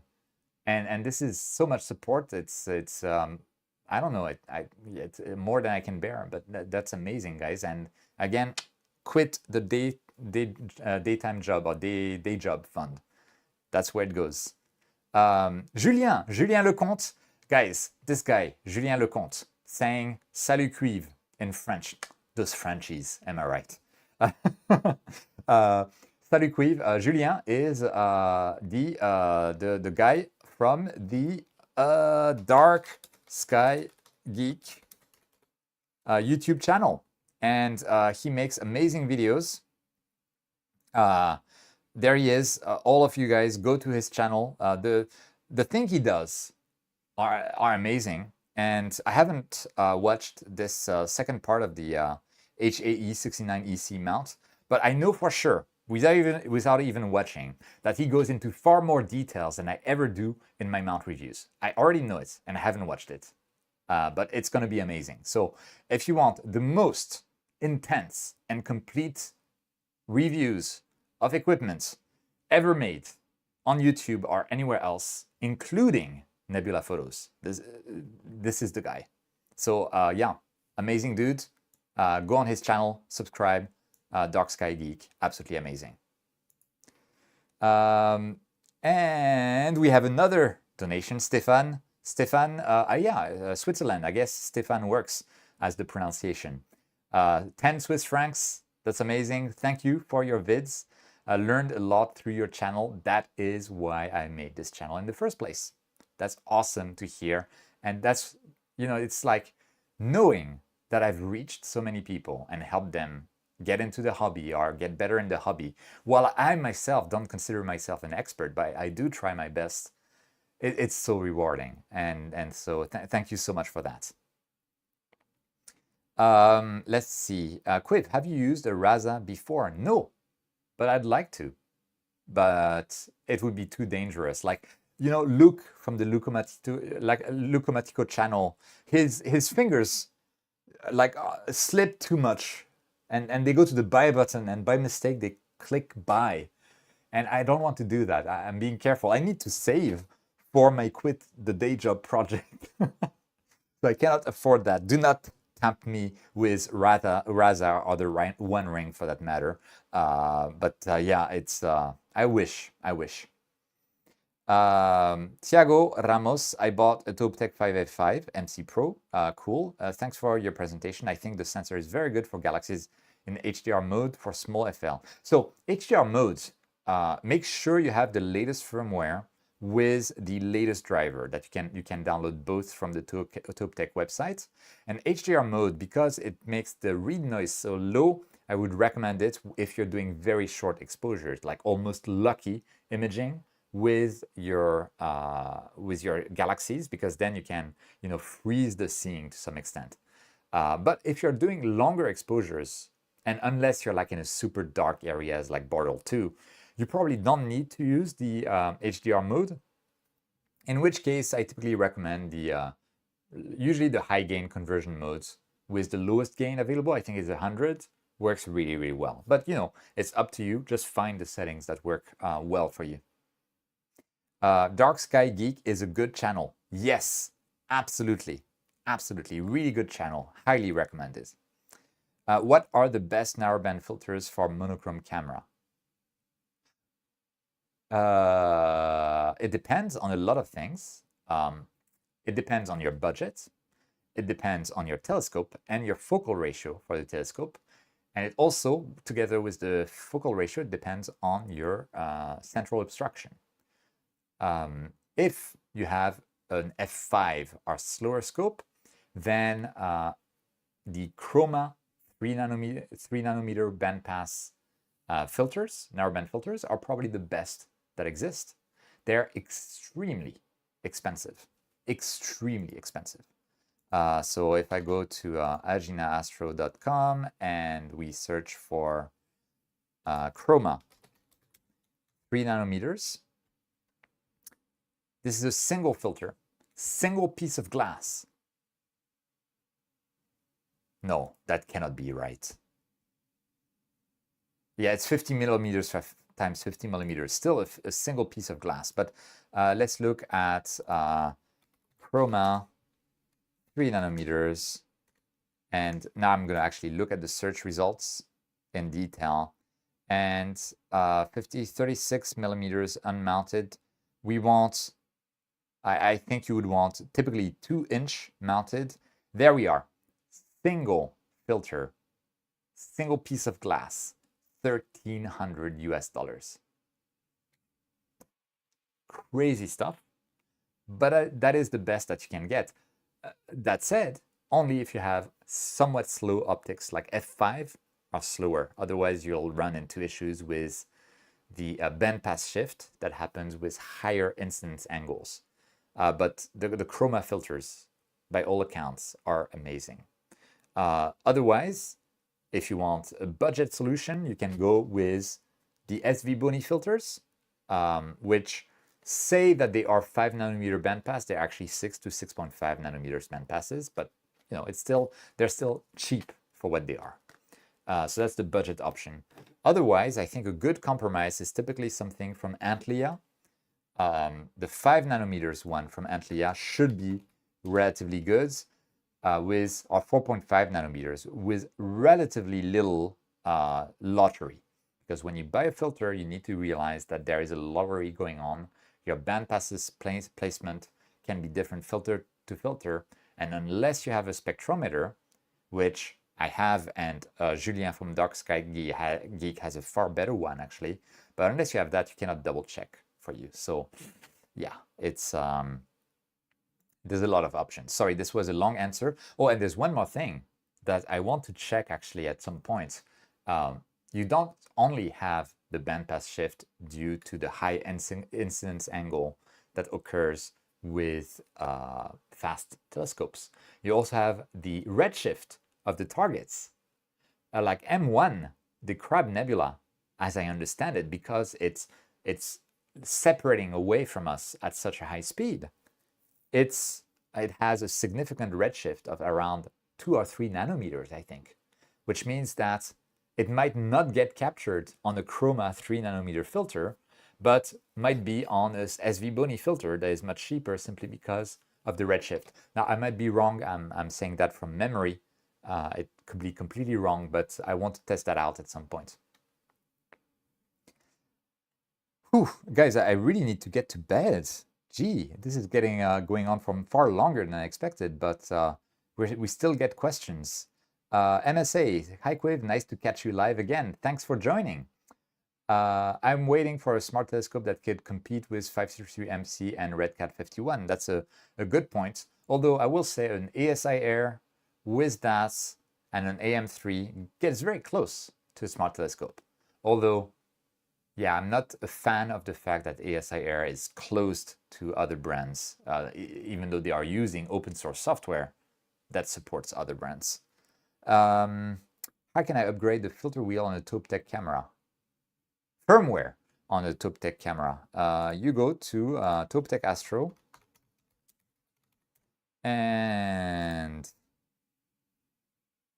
hopefully there is a download section, and there should be, so that's the driver, the DLL that you can put in the Nina folder.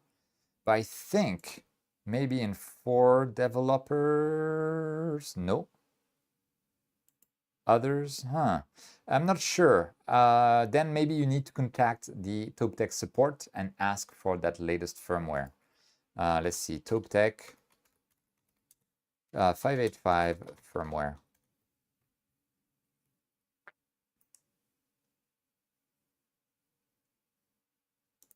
Let's see what we have there.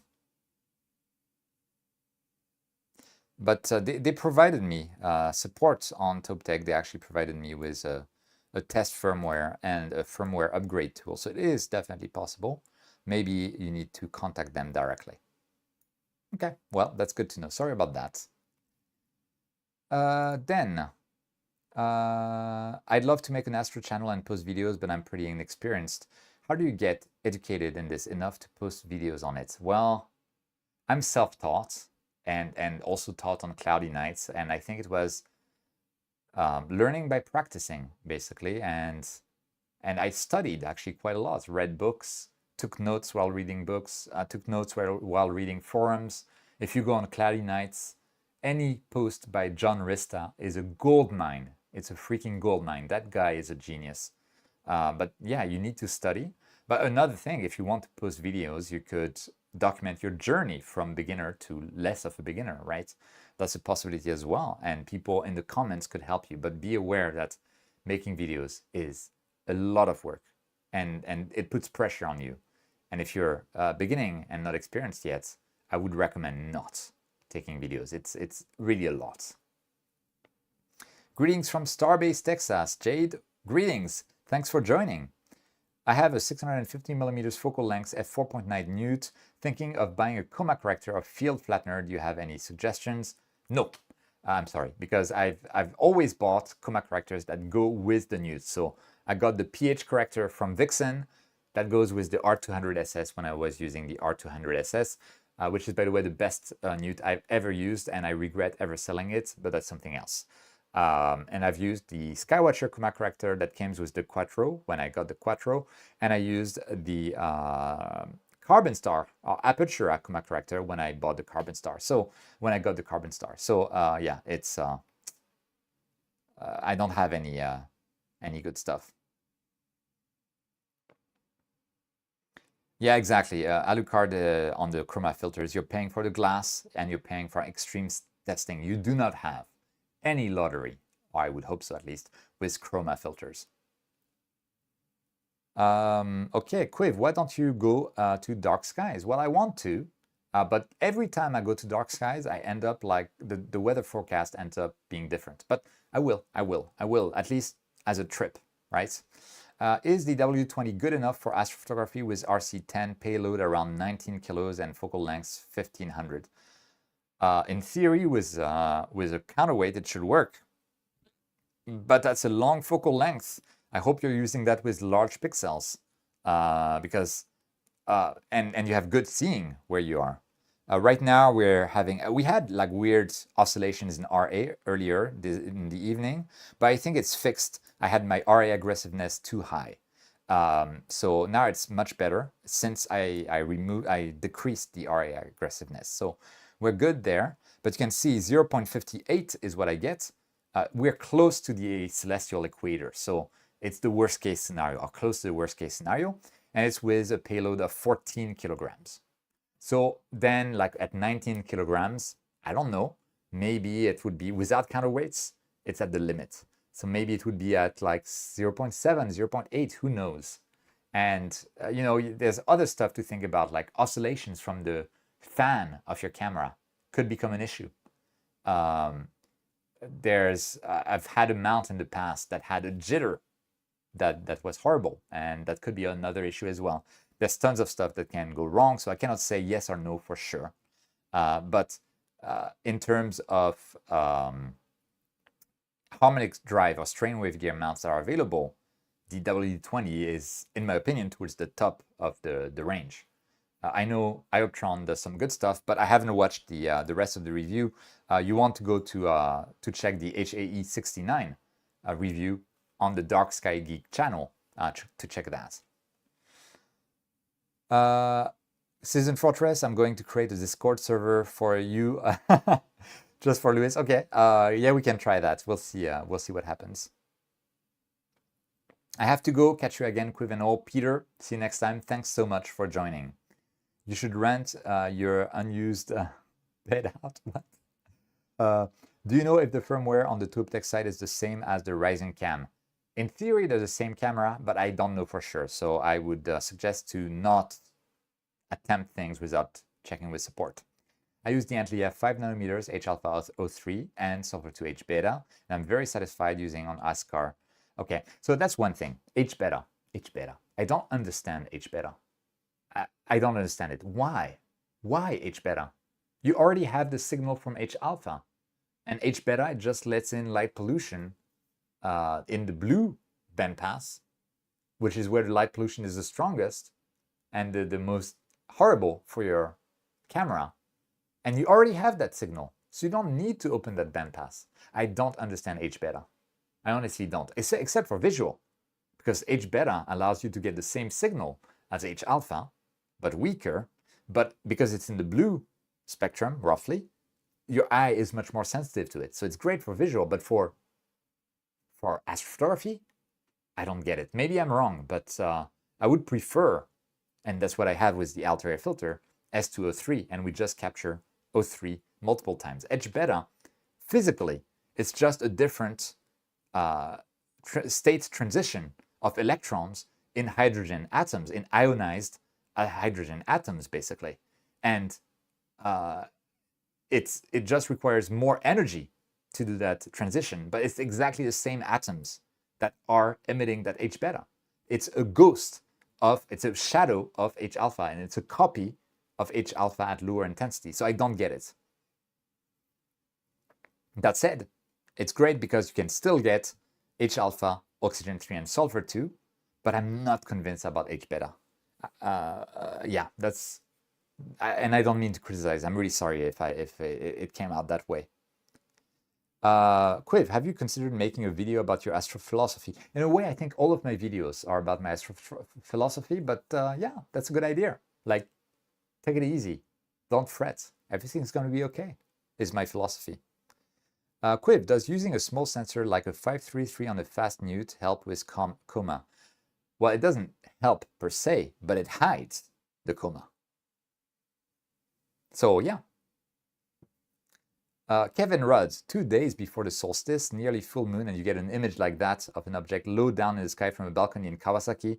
I'm more than impressed, Cuiv. Well, it's not really me, it's the equipment. But yeah, this is pretty cool. I like what I'm seeing. We have 70 minutes of exposure. That's pretty cool. TP Astrophotography. Should I astromodify my DSLR? I've looked results through Astrobin, and they are much better than taken from cheaper astrocams, such as the 585. Also gives a wider field of view. I don't know whether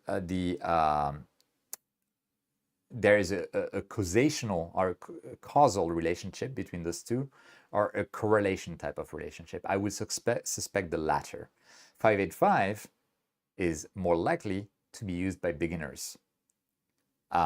So yeah, it's don't completely base your judgment on that. You very likely have some sampling bias there, and maybe even some confirmation bias.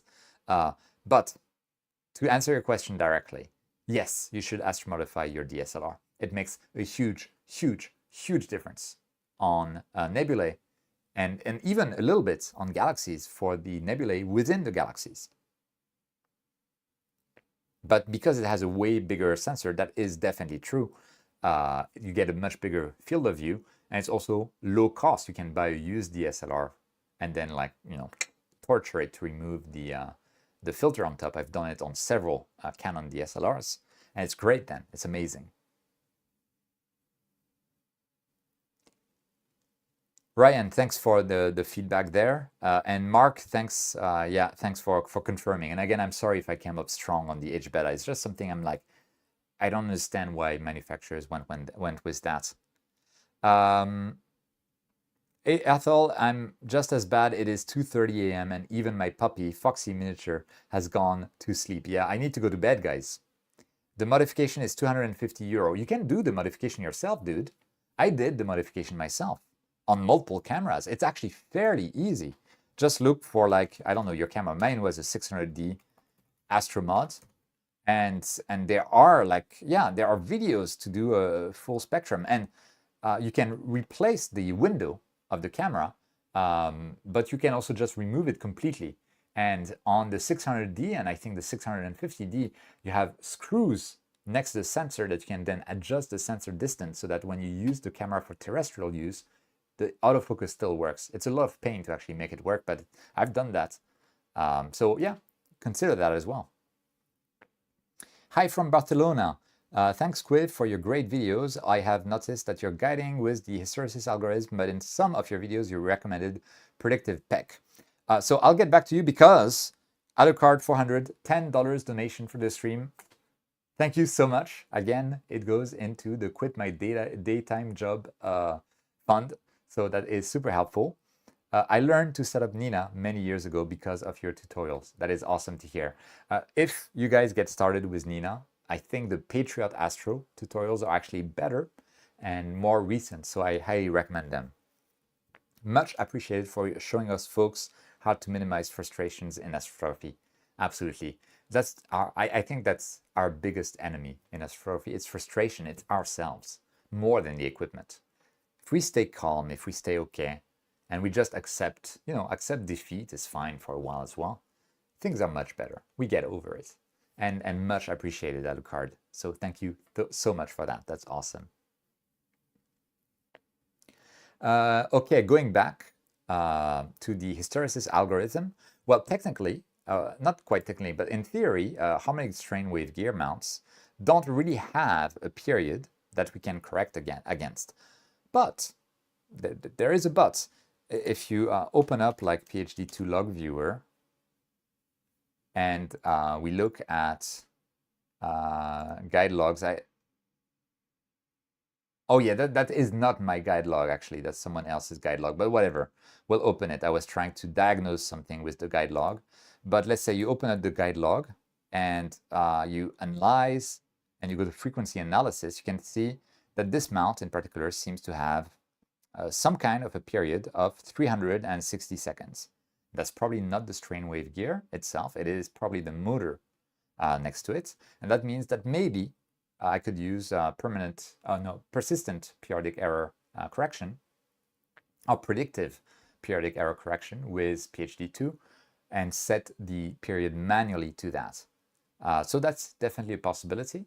I haven't tried that yet, and it could indeed make better results, because if I look at my own guide logs in RA, I can tell there's a little bit of a sinusoid on the long term. So yeah, it could help.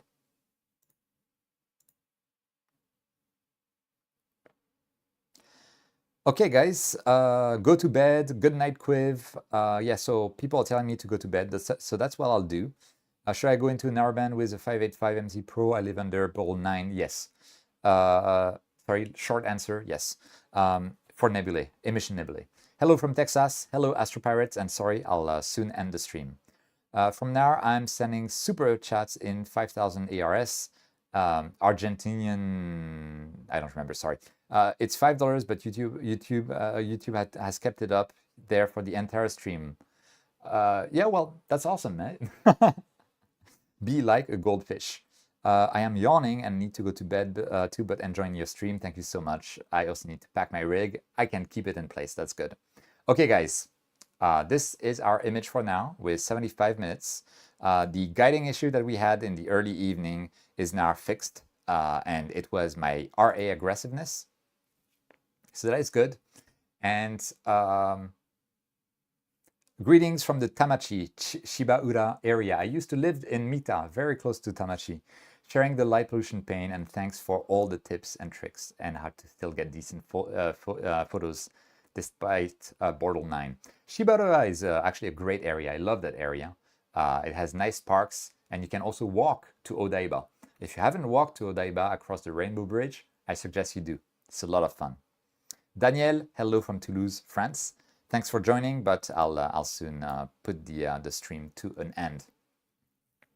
So yeah, we have our 2 instances of Nina running as a summary. So we have here the Omega Nebula in H alpha oxygen 3. You can see there's a period here where we get a lot of corrections in RA in one direction, and that is that 360 seconds period we saw on that chart graph of PhD2. So predictive PEC could probably help with that to rather than react, act before it happens. So that's something.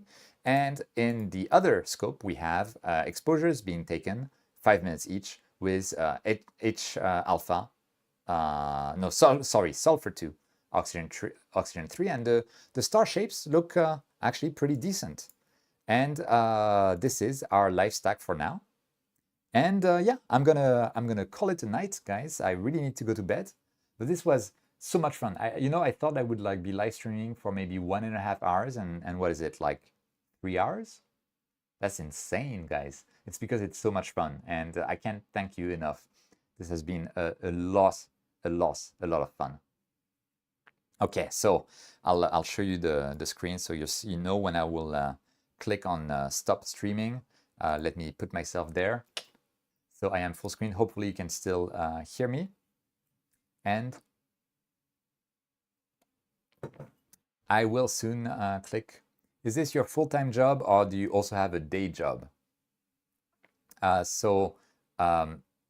This is not my full-time job. I do have a day job, and my objective, and thanks to you guys, I might be able to achieve it, is to go to a full-time job on YouTube.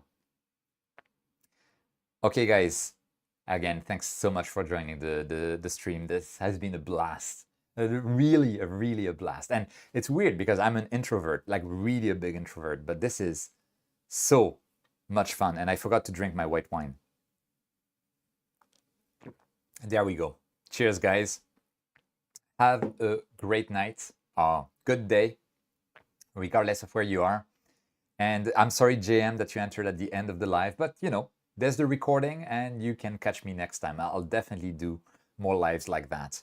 Again, thanks so much to everyone. Thanks for all the support with the super thanks, the donations. They all go into making this my daytime job fund. Absolutely amazing, guys. You rock. I cannot stress that enough. Okay, I need to go to bed. Thank you so much. Good night. Hopefully the meridian flip will go well. Cross your fingers for it. And I'll see you soon. And I'll have a video on Friday of a new mount review that will not be as thorough as what Dark Sky Geek would have made. So just be aware of that.